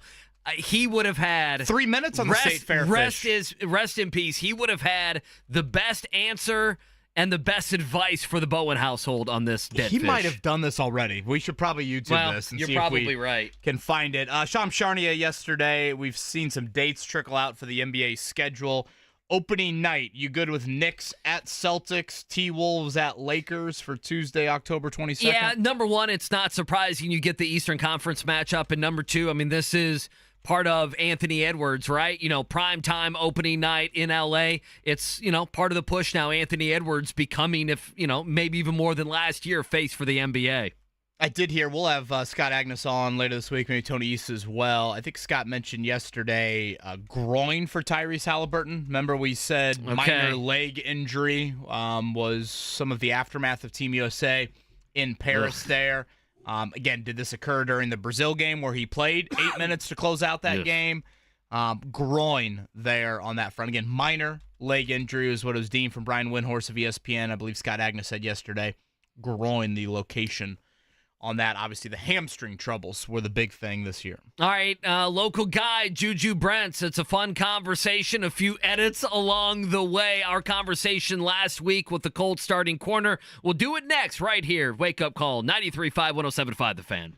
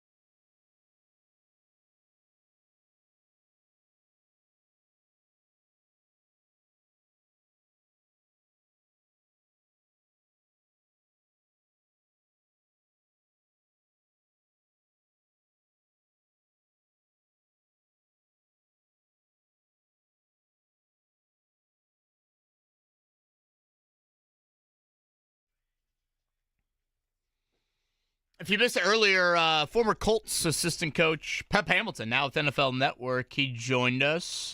Really enjoyed that. He'll be somebody good we can have on as the NFL season gets underway. We also need to have some sort of fantasy football, I think, related guest here soon as drafts are starting to take place, and we'll start to throw out some invites for our league here starting coming up this season. Now, I did see Michael won, I guess, our not tournament, our league last year. He is invited back, right, this year? Oh, is he? I mean, he has DM'd us, hey, he won. I mean, I should be able to defend my title, he says. He says that. That's what he says. Okay. So I'm opening it up Do for we you have guys. league rules? I don't think we have any rules. I think I'm fine with that. He won. He gets a chance to get whatever gift or prize that we can find at the end of the rainbow. I think he should be allowed back. Get a fish at the carnival. I would say good luck You on get the a carnival gift. fish. Good luck on the gift and prize part of it. I don't know if you even want to tease that out there. I don't know. I was throwing it out there. Again, we have no rules. I think he should be able to say, yeah, I'm going to defend my title. That's just me, though. I'll let you guys figure that out. I think he kicked my ass by too many points. And Well- I don't know if I want it back. Well, it's a fair point. That would leave 8 spots open, so it's up to you guys. Boy, it's dwindling in a hurry here. Yes, it is. All right, we caught up with Juju Brents after the last Colts practice at Grand Park. I think you'll enjoy this interview. Mark Dykton did have to be kind of quick on the old dump button, though. Here is the Warren Central product, Juju Brents. All right, we are back here at Grand Park, and when I say Westfield, Indiana, probably means, okay, northern suburb here in Indianapolis. For Juju Brents, if I'm not mistaken, Westfield, Indiana, that's where the draft party was, right? Facts. Just a little stone's throw from here, birdies. Thanks. I know I get a little reminder every time I drive up here coming for a little off day from camp. I'm like, damn, this is crazy. It's like it was just a year ago. But yeah. What was that night like for you? Not only, obviously, seeing the dream come true, but for all the teams that it could have been, it was the one where you grew up in the hometown. No, it was dope. It was definitely dope. Such a special feeling just having it, being, it wasn't in Indianapolis, but still just kind of having like that hometown feeling, being up in Westfield here with my family and just share that experience with them. And just when I got that phone call that it was Indy, man, I could just feel the love all around me, man. Like my dad's been a Colts fan before I was even born. Mom, she's a Colts fan as well. So me, it was almost inevitable just growing up, watching the Colts, going to games, and, just being my favorite team growing up. So it was definitely a special feeling. Juju Brents with us here on the Fan. Well, let's dive into the defense. Let's dive into you guys' unit there. If I made you an offensive coordinator on another team and the Colts defense is rolling into town, what would keep him up at night? What do you think it would be with you guys? That front, first and foremost, man, it's hard to miss. It's big, it's fast, it's physical. No, we got some dogs up there. Simple as that. We got DeForest and Grover Stewart. In my opinion, the best 1-2 punch in the interior defensive lineman in the game. It don't get no better than them two. And on the outside, we got a lot of talent, man. Quiddy Pay, guys coming off injury, Jannard Avery. Obviously, our first rounder, Latu, I've seen a lot of great things out of him, man. Dio, the list goes on and on. So we got a lot of talent on the outside as well. And then once you get to the second level, we got our general, Zaire Franklin. Just a guy like when he speaks, man, everybody pay attention. He make those plays for those plays even happen. And just his motor is unquestionable. It's no other than Zaire. And then we got EJ Speed, who's kind of got like more of a stepped up role this year, who's just a dog. You watch him play last year, I think it was mainly just third down, but he always around the ball, constantly making plays. So we know we gonna get out of him. And then our back end, man, I feel like we kind of get, a little bit of some hate, man, but we got some dogs, though, People bro. are questioning you guys. I know, and we love it, though. Like, when you're a competitor, man, especially playing our position, being a quarterback, bro, like, everybody only see, like, the bad plays, but, like, when you make those plays, it kind of gets shut over, whatever it is, what it is, but I think we're going to shock a lot of people this year, man, so obviously, we got me on the outside, my guy, Kenny Moore, we got some guys coming back as well, Dallas Flowers, and we young, man, but we awesome dogs, just competitors, so, man, y'all better watch out for sure. How about that breakdown? That was a Mel Kiper-style breakdown by Juju Brents. General breakdown. That was Damn, fantastic. and I love the general nickname for Zaire Franklin. That is a great for real. nickname for Zaire Franklin. Juju Brents is here with us live at Grand Park. Practice number 10 just wrapped up. Let's talk about you.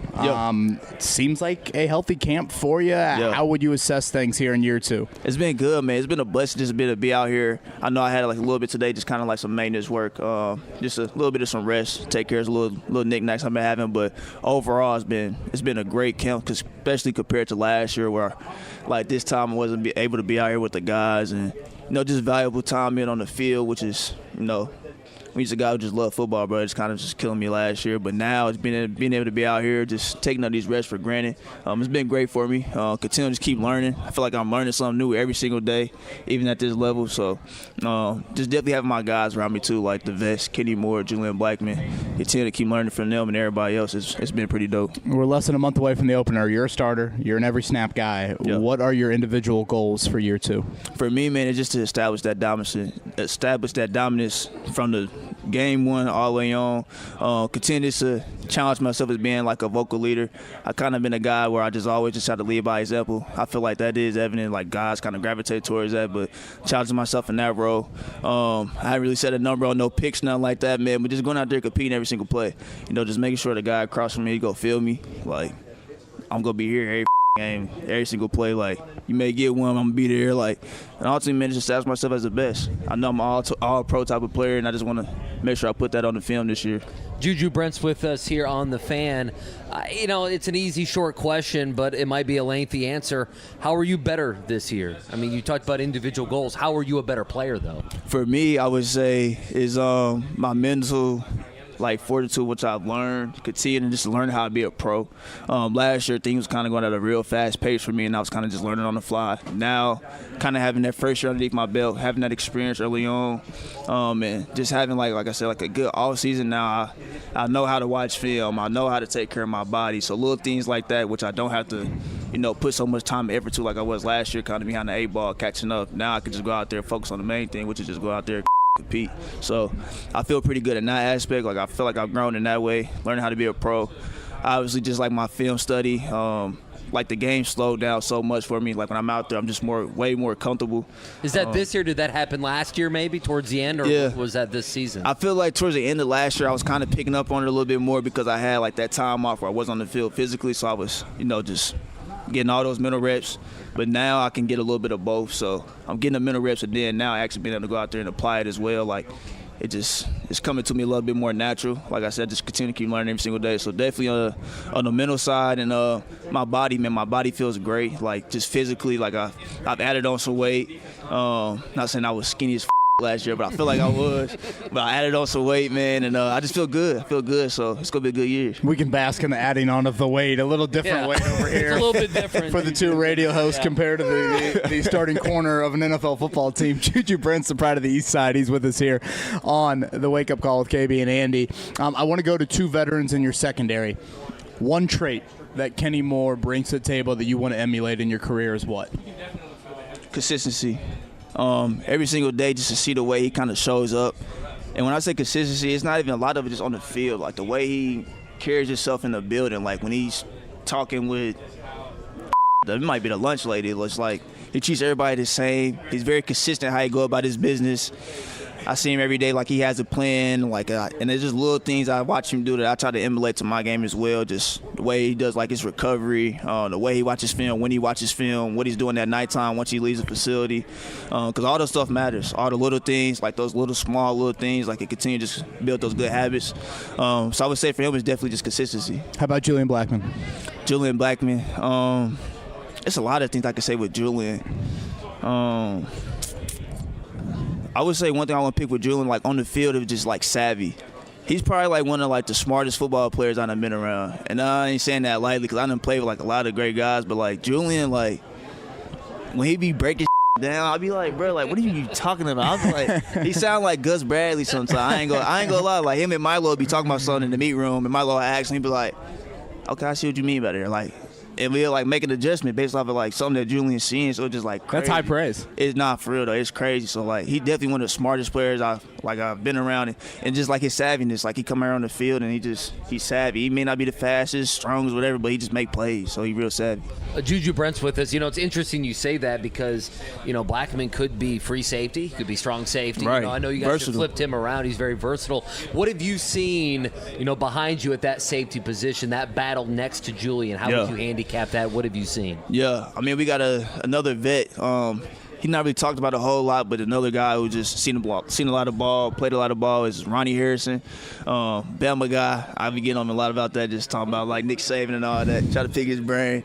Ronnie's another guy, he's competing back there. Definitely Nick Cross, another young dude, but I keep seeing like his growth, he's getting better every single day. Definitely Rodney Thomas. He's competing with, those guys as well. And then we got other guys like Trevor Dembo, who's I feel like he's kind of pushing them as well. Like, he's a dude who's quiet. He don't say a whole lot, but like when he does speak, like, it kind of speaks vibes a little bit, and I feel like it kind of gives those guys a little bit more of a push, because obviously he's not a starter, more of a special teams guy, but like he's nobody like just to kind of push over either. So I feel like with all of them, they kind of just all making each other better and competing right now, and I like what we've seen so far. Number 29 for the Colts, he's Indy's own. Again, Juju Brents with us here for a couple more minutes on the wake-up call.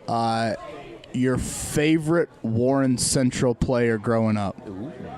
When you went to Warren games, who was the guy that was coming out of the smoke in the tunnel that you couldn't get enough of? Damn, I might make some people mad with this one. I ain't gonna lie. I know. It's a tough one. I thought you could have a drink paid for on the east side for the rest of your life, but you might offend some people here with this answer. It's hard because we got guys like Darren Evans, 62 touchdowns. National record, right? I'm saying, like, National Player of the Year. Then we got, the list goes on and on. Boy, that's tough. That's tough. I loved watching Dexter Taylor. Back in the day. That's what I'm saying, like Dexter, Shakir Bell. Okay, just for me, because I was younger, and the dude who I kind of looked up to because he's a little bit closer to me was probably McKelty Williams. Okay. He was a safety. Went to Notre Dame. He still reach out to me to this day. All the younger, not the young, but the older guys like Buckley, all of them, like, great players as well, but I didn't really, I wasn't close enough with them to really kind of get a good feel on. But Kelty probably for me, he was that guy. And your favorite Colts player was Bob Sanders, is that right? Definitely. Yeah. Dog. That's like my favorite dog. When you play football, you gotta be a dog. Did you see him this past weekend? He was taking pictures with the Colts guys at the Dwight Freeney in Canton. Oh yeah. He looked like he could still give you some snaps on Sunday. Yeah. Bro, he big as hell. He big as hell. He's scary. You want him on your side. He's scary. Quickly, Juju Brents with us. I could ask you. I don't want to denounce any of the other wide receivers by not asking you about him, but A.D. Mitchell. We've only seen him for 9, now 10 practices. Yeah. What has stood out? What do you think he can be in the NFL early on here? I think it'd be special, and I don't say that lightly. Cause I seen a lot of good receivers last year, like some of the best. Devontae Adams, who's one of the best still at this game, even at his age. But I feel like AD can be special. Like, I see a lot of different traits in him that you see in like good receivers. He's not a guy where he's kind of just a traditional receiver where the way he runs his routes, like, he gives you little sticking eyes. He's kind of keeping you on your toes a little bit. His release package at the line of scrimmage is where I feel like he's real strong at right now, and he gives a lot of us like a good run for our money. So I think he'd be special. He just keep getting better. So Juju, we'll end with this, and we thank you for the time here again live at Grand Park with Juju Brents. Pros and cons of playing for your hometown team. Yeah, I remember talking to Jack Doyle about it, and there's a lot of great things, but at times it can be a lot. Yeah. What are the pros and cons for being here in your own backyard? I feel like a pro is definitely just having my family close, which is great. Having them not have to travel too far to come see me play games, and just have that support. It can be sometimes kind of cloudy. You got a lot of different people around you that you may know, but just continue to stay grounded. But sometimes that can be, a con as well. Sometimes family could be a distraction if you're allowed to be. So for me, last year just set those boundaries. I let my mom be the bad guy a lot of the times. Just when people trying to do too much, like, nah, you got to talk to mom. You got to have a buffer. Yeah. You have to have. Seriously, like, she take care of it. So right. I would say for me is just setting those boundaries, though. Setting the boundaries allows me to just stay focused, keep the main thing. But, yeah. Juju seems like it's been a strong end to camp for you. Congrats on that. Stay healthy here in year 2, and good luck this season, man. I appreciate it. Thank you. Juju Brents live here at Grand Park. Well, Andy, feel free to fill in any I'm missing here. Josh Downs, A.D. Mitchell, Michael Pittman Jr., of course, Juju Brents right there, E.J. Speed, Ryan Kelly, Latu, Jelani Woods. Yeah. Thank you. He was our inside guy when we had to move inside because of the nasty rain that morning. Thank you to all of those Colts players for joining us throughout camp. Again, thank you to Matt Conti and the great staff up there for helping us out with those interviews. Hope you guys enjoyed them. Again, our stays at Grand Park are over. JMV will be out there. I thought I heard JMV correctly. Chris Ballard maybe tomorrow or Thursday. Did I hear that right? That's that could be a little battle. I like that. Thought I heard him say that. That's a sports arousal right there. Well, I mean, is it not those two I don't back want to and speak forth? for your arousals, but John will be out there 3 to 6 tomorrow and 3 to 6 coming up on Thursday. We'll see if a doctor needs to be called for Andy Sweeney or anything on that end. Oh boy, he and J&V. I like that. But again, night practices 6 to 8 tomorrow, 6 to 7:20 there. A comfortable Juju Brents with us on the show. I like the F-bomb before the lunch lady conversation. That's what I liked when he was talking about Kenny Moore. The Kenny Moore, treating the lunch ladies right over there at the Colts complex. I'll say this just as a natural kind of progression here, given that we just had a corner on. And I want to be clear when I say this. Juju played in 9 games last year. And I think Juju Brents is a good player. I think he's going to be a good player for the Colts here. I think he is probably, on the list, KB, of one of those young guys that you need to blossom, right? Of a guy you're not playing huge money to, and there's a chance to be the number 1 corner here with the Colts. And, we've talked about it, not to pick on Dallas Flowers, and he was not very good coming back from that Achilles on Sunday. And so I'm kind of viewing him as Flowers now as a work in progress. And, one thing I had on my sheet here was, kind of a Micah Abraham who made the big play, the strip and then the touchdown on Sunday. What is he? He had like a 92 Pro Football Focus grade, one of the higher graded out guys. I think he had 6 or 7 tackles as well in the game. And so, we talk about what matters on Sunday. Potentially, a 6th-round pick and a guy like Mike Abraham, that could matter a lot. So I think there's a few conversations. One is, what could this guy be? Is he somebody we need to have a conversation about? And then, secondly, I know I said this last week, KB, but we are inching closer to having to make our predictions on the Colts. And there's so much of the Colts roster that I like. In fact, there's parts of the Colts roster that I downright love, or that I think a guy like Anthony Richardson, really this season could blossom. We may not see it in the preseason, but week 1, week 2, week 3, as we go, I think we could see. I am still, outside of Blackman and Juju Brents and Kenny Moore, so many guys. You need so many guys, and you need depth in the secondary. And I think that would be my question right now. You talk about Chris Ballard potentially being on with JMV. That would be almost like my question would be, do you have enough depth in the secondary at corner and safety to make it through a 17 game season? And that right now, I would say, is my hang up with this team. I like Julian Blackman. I really like Kenny Moore. I really like Juju Brents. I need to see him play a full season. I like Juju Brents. I guess I am unsure at other places. I am unsure at the depth of those two positions. If you ask me, the Colts end up not making the playoffs this year, and they're not injured. They don't have an Anthony Richardson injury or Pittman Jr. or Jonathan Taylor. I would probably go with the back end of the defense ultimately was not good enough to stop big-time offenses in today's day and age in the NFL. That's probably where I would go. Yeah. Is that fair?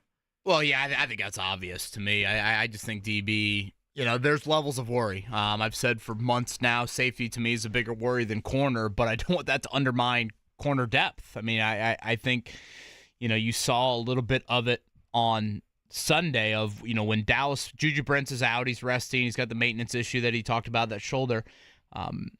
Dallas Flowers becomes an every snap guy then, if that were a regular season game. Well, you're asking a dude that 10 months ago tore his Achilles to play one of the more on an island positions in the NFL, and you're just going to get exposed. And frankly, if you wanted to look through NFL film yesterday, there was a lot of not good of Dallas Flowers getting turned around by Cortland Sutton and some of those other Denver guys. A lot there. So I do think that is concerning to me, especially when you look at the quarterbacks early in the year. Like, again, Dallas Flowers in December could look different than he looks in September. But again, the schedule doesn't offer you to ease through September. I said this when the schedule came out, and I don't know if I'm buying into Caleb Williams' hype now, but I think September is a lot more difficult than people are giving it credit for. I feel like people looked at, Houston and Green Bay week 1 and week 2, and they were like, oh, yeah, those are, some tough teams. But I think Chicago and Pittsburgh weeks 3 and 4 are going to provide some challenges as well. I mean, Chicago has got a wideout core on paper that is very potent, or has the ability, certainly, to be that. And then, Pittsburgh still, they might not have the offensive firepower, but again, they just seemingly show up year in and year out, and they're right there. So, ask Joel A. Erickson, we had him on last hour, what is more concerning? Is it safety or is it corner? And, Joel mentioned, after seeing Sunday's game, corner would probably rise a little bit on that. And again, nowadays, teams pretty much play three corners for 70 or 80% of the snaps. So corner depth, you pay attention to a lot more. So I don't think anything that I've seen in 10 practices at Grand Park or one preseason game has calmed or lessened my nerves. I think corner they could get by when the top three are healthy, but getting by and when healthy are not phrases I love to say on August 13th. Well, I mean, I almost go into the season, and I'm sure there are guys that fit this, what I'm getting ready to say, they fit this criteria that they never miss games. But I go into a season not thinking any of your players are going to play a full 17 games. Well, and again, that might be wrong of me, but that's just the way I feel. Especially when the back of the baseball card for Julian Blackmon and Juju Brents, albeit 1 year, has looked like, what it has so far. I guess, boy, I tell you what, I guess I'm scared that if they don't make the play, not scared, it's not the word, but you know what I mean. If they don't make the playoffs, this is going to be the reason why. And I think it's going to be unfair potentially to a guy like Latu because Chris Ballard could have drafted a cornerback there. He could have drafted any cornerback that he wanted. Like, we need to remember that. And I'm saying that thinking that Latu is going to be an above-average pass rusher in the NFL for many years for the Colts, including this year. I am currently right now. Oh, boy. For those that missed it earlier, about an hour ago, Matty Bowen has informed myself that the Bowen family has lost a fish. I have found a Daniel Tiger Neighborhood episode of Blue Fish is Dead. And I think the Bowen family will watch that together. There you go. As a foursome tonight. How long is that? That's not a full 25-minute episode, is it? I would prefer that, to be honest with you. Unfortunately, the clip, what I'm viewing right now, I'm about a minute into it. Bluefish not moving from the bottom of the tank. Just to paint the proper picture for you. Redfish, orange fish, they look spry. They look like Jonathan Taylor in the open field. Bluefish looks like Matt Ryan trying to scramble. It's a 2-minute, 35-second clip. It's Nick Foles laying in the Meadowlands is what you're saying? Yeah, Mark, the end of a career. That is a sad but accurate image to display right now. Do you think they'll get into the funeral or no? Or are we going to have to go funeral? You just hear a toilet flush? Yeah, I don't think you do funeral here. Can't imagine no PBS offense. will go there. Yeah. It's in the background. You don't see it. You just hear it. Yeah, no offense. I don't think you need to have like some a big mail memorial plot. service. This is not a cat or a dog or even a hamster. Do kids still get hamsters? I remember my cousins always had hamsters, and they the wheel. stunk and they died. They also die with swiftness as well. Those hamsters ain't sticking around for 8 years. They've got like a Die 2-year with lifespan. swiftness. They're Tyreek Hill in the open field. They really are. By the way, in the last 5 minutes, Mark, you go do this. You can do it too, KB. Go to Adam Schefter's Twitter. Oh, no. Oh, jeez. There is a Hellman's mayonnaise commercial. Will Levis is the new Let's spokesman. go. Mark, plop it for Let me us. plop it. Let me find it. So I don't know. I'm going to have to watch this, but it's basically Will Levis shirtless eating mayonnaise. That's basically what it looks like right now. I have not heard it, but I have viewed this a few different times. It already has 80,000 views already. Over under 5.5 wins for the Titans next season. I will say over. Yeah, they can get to 6-11, can't they? I'm going to say over. If they win 6 games, I mean, they're not this like fourth pushover team in a division like some other divisions have. Oh, I would agree. Yeah, I mean, they're not Carolina. They're not probably the Giants in Washington in the NFC East. Yeah, they're not New England. Raiders. Oh, no. I mean, listen, if you told me the Broncos. If you told me Tennessee, and I'm not predicting this, but if you said they beat the Colts once this season, that's not the craziest thing that anyone's ever heard. Boy, their first 7 games, though. My goodness. I'm just looking at it right now.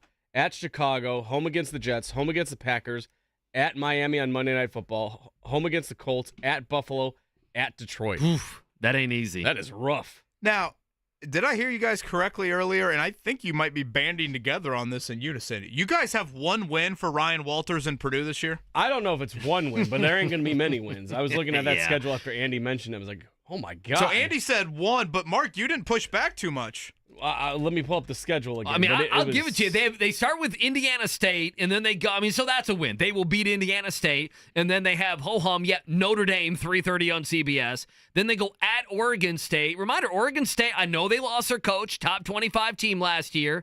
Nebraska. Didn't everybody transfer from Oregon State? Now that they're not in the Pac-12 anymore? That I do not know. ESPN's matchup predictor gives Oregon State a 71% chance. Regardless, we can all agree Purdue will not be favored in that game.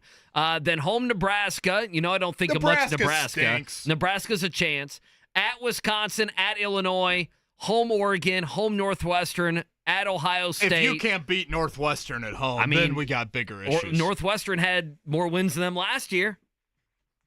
That's when they fired their coach right before the season. At Ohio State, home Penn State, at Michigan State, at Indiana. It is pretty wild when you rattle that off and you, again, compare it to IU. I mean, we could not so have much easier. Two different schedules. Now, IU football fans will chime in and say, hey, we've been in the Big Ten East, and Purdue's been in the Big Ten West, so it's about time that things started to even out in a way here. But, boy, those two schedules, they're not even so close. Different this season from how it is laid out here for Purdue. I don't know if you saw this or not. I guess they had a scrimmage on Saturday. I was actually listening. I'm a sick person. I was listening yesterday to my man Kurt Signetti. He basically, I don't know why he just doesn't say it, Curtis Rourke is basically their quarterback.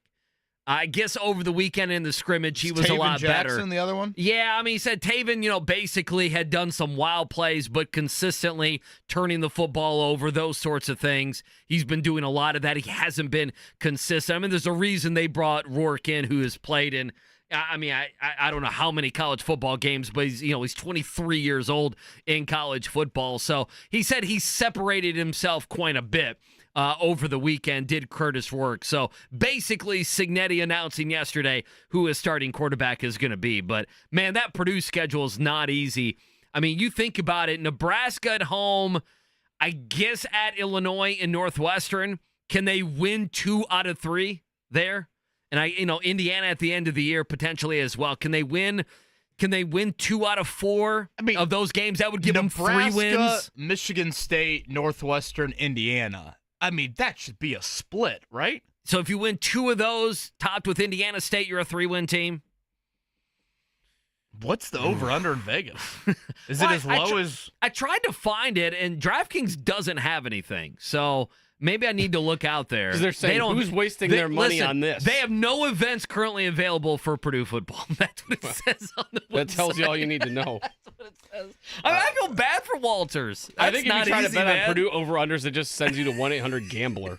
We are giving away a pair of tickets to Whamfest down in Greenwood here coming up this weekend. We'll do that on the pop quiz all week long, 317-239-1070. By the way, Lynn Dunn going to join us tomorrow back on our Wednesday 9 o'clock slot. Might have some Fever tickets to give away as they get started here coming up Friday and Sunday. It's a Sunday afternoon game. Friday is 7:30 tip for the Fever as they get back from their Olympic break. IndyCar back from their pseudo-Olympic break because NBC properties were obviously heavily occupied with Olympic sports, so we'll do that here in a few. I have a Purdue over-under, by the way. Oh. 4.5 wins. That seems high. So you guys are hammering the under. High. I mean, you guys are laying 529s. I'm going to pay a mortgage on it. Well, let's just say that they're not very confident in Purdue either, because the over 4.5 is plus 142. I might have to buy a new washing machine. I know how I'm going to pay for it. This is easy. 5 wins? I'm worried about Notre Dame going there. Don't they have a bye week before Notre Dame? You're not worried about that. Don't say that. I am. It's at Notre Dame, I think. No, it's at home. It's at Purdue. Ross-Ade, hostile Well, you need to environment. go. You and Boiler Bill. Should go up together. Do a little tailgate. Run out of the Tiller Tunnel with Boiler Bill. Can't wait for that. Let's hit a morning checkdown.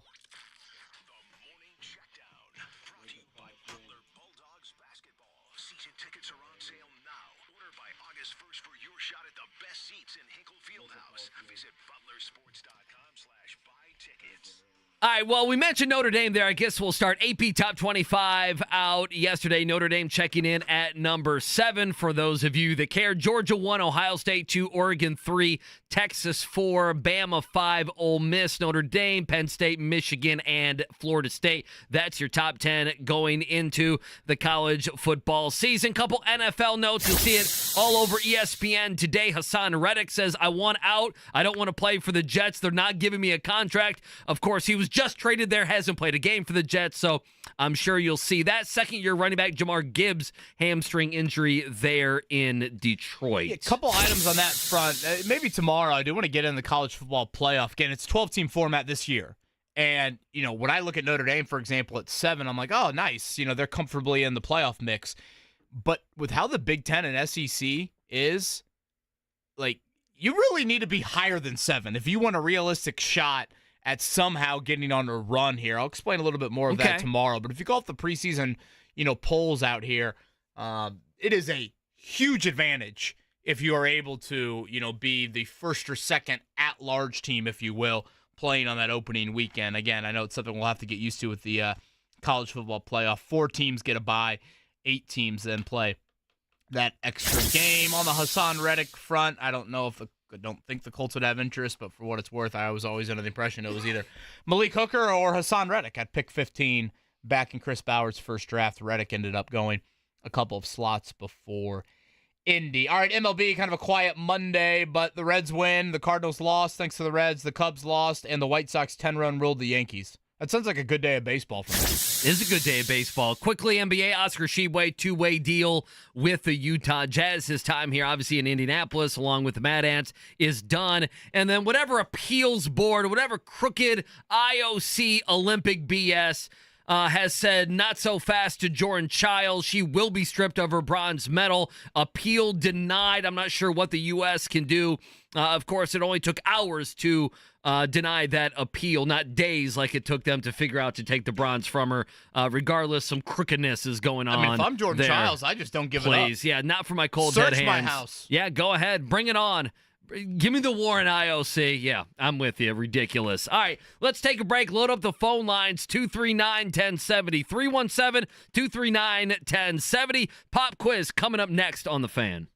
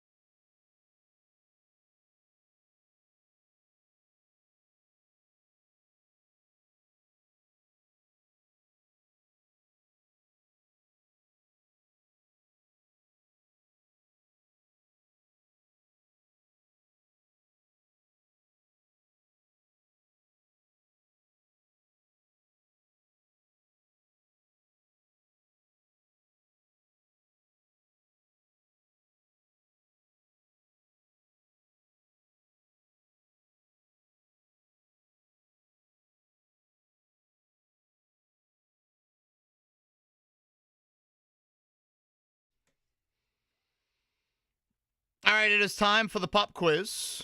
317-239-1070 on that. I have not scanned it. How are we looking?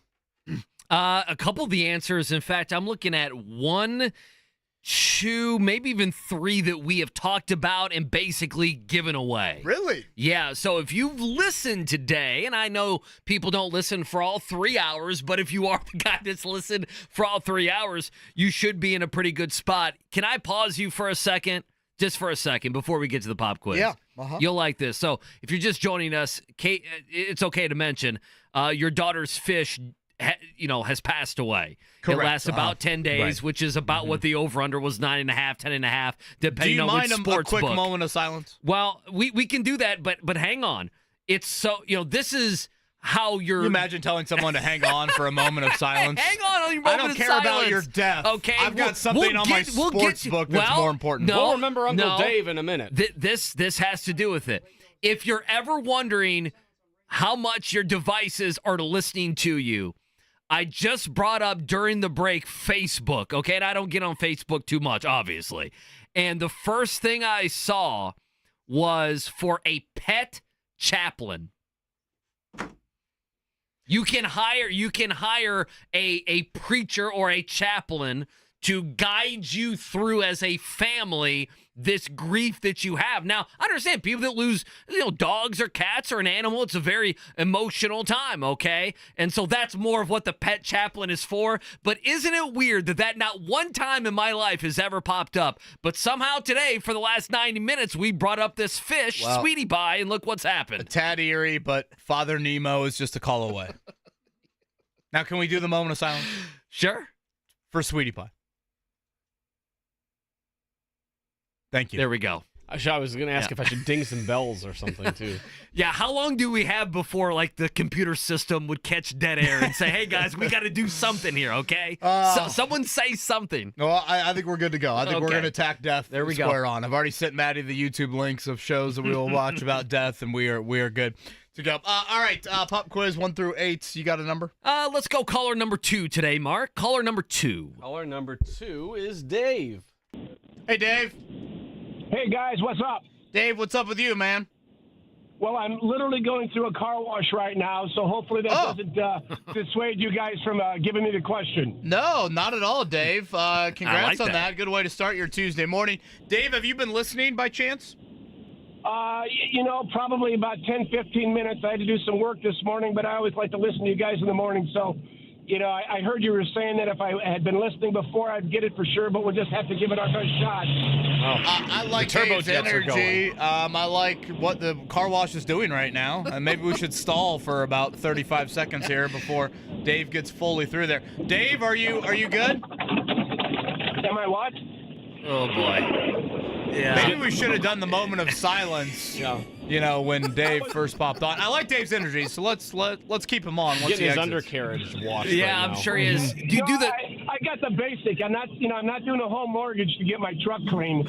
So I just got the basic, and now I'm going into the 180-degree heat, so it shouldn't be quite as loud. Okay. Good, Dave. I think we're good on this. Well, we're going to attempt it here. Andy Sweeney, go ahead and throw number 1 at Dave. All right, question number 1. The first AP college football poll of the season was released yesterday. Which team opens as number 1 in the country entering the 24 season? Georgia, Oregon, Ohio State, or Texas? Georgia Bulldogs. Number 2 here, Dave. 8 of the top 10 teams in the AP rankings are from either the SEC or the Big Ten. Of course, Notre Dame is ranked 7th. Can you name the other school that is not in the SEC or the Big Ten to make the top 10? Is it Utah, Clemson, Florida State, or Oklahoma State? Oh, boy. Florida, Clemson. I'm going to say Oklahoma State. Yeah, Utah, Clemson, Florida State, or Oklahoma State. This team is on Notre Dame's schedule. Well, I know Notre Dame's number 7, but I'm just going to say, golly, I'm going to say Clemson's always tough. I'm going to say Oklahoma State. Was the golly at the car wash or at the question? Just at my stupidity for not knowing the answer. They got screwed last year. There's your hint. Oh. Well, that's my hint. Am I struggling with the hint? Is this on me? We just need to move on to question number 3. Trying to help him out. The man's been in a car wash. We've done all we can, I feel like, to give him the hint on question number 2. Why the hell would Notre Dame play Oklahoma State, Dave? Come on. What's that? Why the hell would Notre Dame play Oklahoma State? I don't know. All right, so you're saying that Notre Dame plays? Give me him again, one more time. Ugh. Come on, give me a chance. Utah, Clemson, or Florida State? Florida State. There we go. This is making me want to go back to the fair and buy a new fish. Question number 3. The WNBA resumes its schedule on Thursday. The Fever hosts Phoenix now on Friday. The Fever are 11-15, Dave, at the Olympic break. Where are they currently in the WNBA standings? Are they 6th, 7th, 8th, or 9th? I'm going to say 7th. Number 4 here. The Chicago White Sox pounded the Yankees last night. A little 10-run rule, 12-2. It's the first win for the Sox interim manager after they fired Pedro Grifol last Thursday. Who is currently the manager of the White Sox, Dave? Is it Doug? No idea. Go ahead. Go ahead. Is it Doug Sisson, Grady Sizemore, Marcus Thames, or Ethan Katz? Sizemore. Question number 3. whoa, Pretty good. whoa. There we go. Question number 5. Ohtani has hit 207 career home runs, with 9 of those coming while he was pitching. Among players who have played a major league game in 2024, one other player has hit 9 career home runs as a pitcher. Is it Michael Lorenzen, Adam Wainwright, Max Fried, Zach Greinke? Or Fried, excuse me. Max Fried, Zach Greinke. As you know, I don't know the answer, but as a lifelong Cardinal fan, growing up listening to Harry Carey on KMOX, I'm going to have to say Adam Wainwright. Wow. Doug, that was a hell of an effort. Dave. Dave, I keep on calling him Doug. Dave, I deserve the Oklahoma State slander for earlier there. Hell of an effort through the car wash, and if I'm not mistaken, that was what, 4 in a row to start? Yeah, I mean, after we helped him on number 2, he got 4 out of 5. The one he got missed was the last one. Zach Greinke is that pitcher. He's always been good. He's always been a good hitter. I do remember Wainwright hitting several home runs. He's hit a couple. Yeah, he's hit a couple. And Michael Lorenzen will play in the outfield for the Reds. Well, he may have to at the end of the year. Last place Cincinnati Reds. I They love still how last people say place? this. The Reds have the same record as the Cubs right now. Basically, Come they're on. all separated by a game and a half. The one you had to help them with question number 2. Name the school that's not in the SEC or Big Ten to make the preseason top 10. Obviously, that's not Notre Dame. That's Florida State. They check in at number 10. And I know Jake, he's probably not listening, but Doug or Dave said, "Well, Clemson, they're always good." Not the last couple years. Not since their coach decided to never take a transfer. Dabo Sweeney. Yeah, Dabo's a little get off my lawn, isn't he? Just a little bit. Yeah, just a little bit. All right, good stuff there, Dave. 4 out of 5. That's not too bad, but you got the tickets for later on this weekend. Let's take a break. We'll wrap it up one final time. Wake-up call on this Tuesday, 93.5, 107.5 The Fan.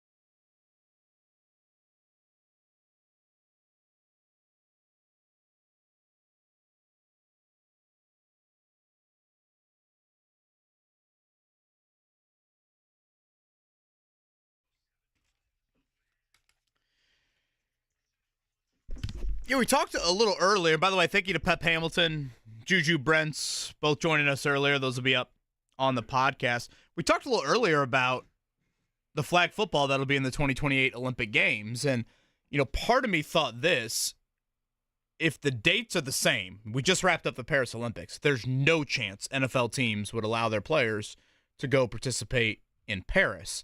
Now, obviously, LA is stateside. That makes it a little easier. But the more important question is, would it be during training camp or not? I'm looking at these dates for the 2028 Olympics. Okay. Friday, July 14th to Sunday, July 30th. Okay, so they're earlier. That's much earlier. Earlier, and if you do flag football like in week 1, swimming's in week 1, you can obviously stage some events earlier. You could theoretically do that. I mean, again, Colts training camp started like the 24th of July this year? So that seems doable. I'm a little bit more open-minded to this. You're still going to need some clearance, and again, the IOC is as corrupt as FIFA, and they'll probably make sure that we can't have NFL players compete in it because they don't want the U.S. to do well. But that actually is doable on the calendar. Don't you think they would, like NFL players or even college players would jump at that opportunity? Because how often would you ever get a chance to compete for a medal in the Olympics? Well, I think you hit on what needs to be said is if we could at least send good college players, we would be fine. But that's the problem with 3-on-3.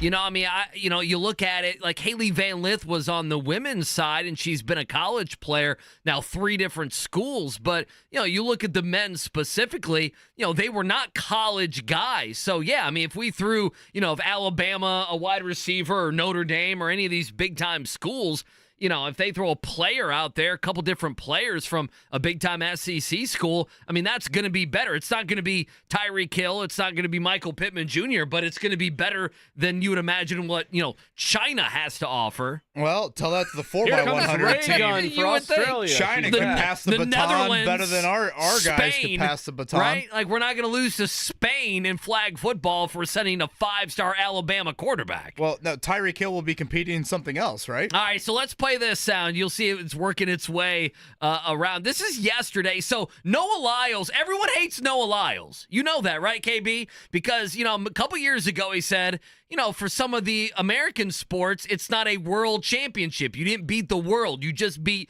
the United States. So NFL players and NBA players are all kind of, up in arms about Noah Lyles. So Tyreek Hill was interviewed yesterday on the NFL Network, and he said straight up he thinks he could beat Noah Lyles in a 100-meter race. Go ahead. Sprinter Noah Lyles.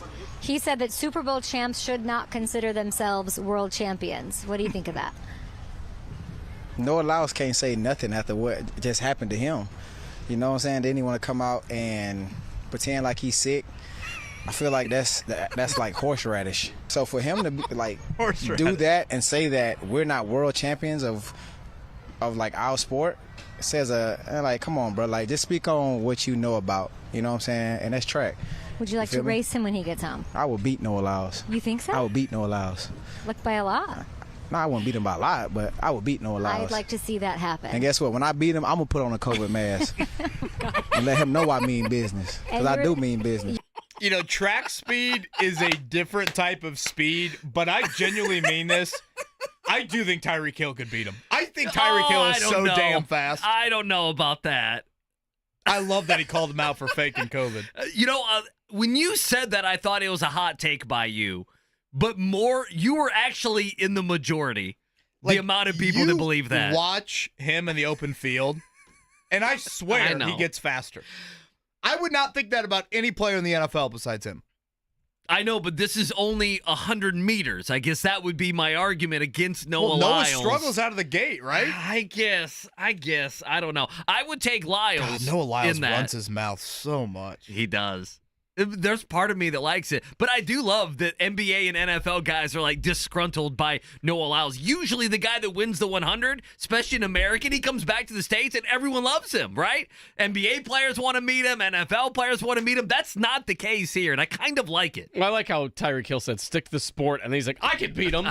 I could take him down. He said it's horseradish. Now, I am curious again. I need some more details on these flag football rosters. Are guys playing both ways, or do you have a big enough roster to to where you don't have that? We'll have to do some independent research. I have absolutely I need no some idea. details on this. I want NFL blitz rules. You can just tackle the hell out of somebody. NFL blitz. Give him a Hulk Hogan leg drop. Again, Pep Hamilton, good stuff today. Joel A. Erickson from the Star as well, and Juju Brents. If you miss any of those conversations, you can check them out. Podcast Center, 1075thefan.com. Good show today, fellas. Back at it tomorrow at 7 a.m. Jake and Jimmy coming your way at noon. JMV at 3 o'clock. Have a good day. Have a good afternoon right here on The Fan.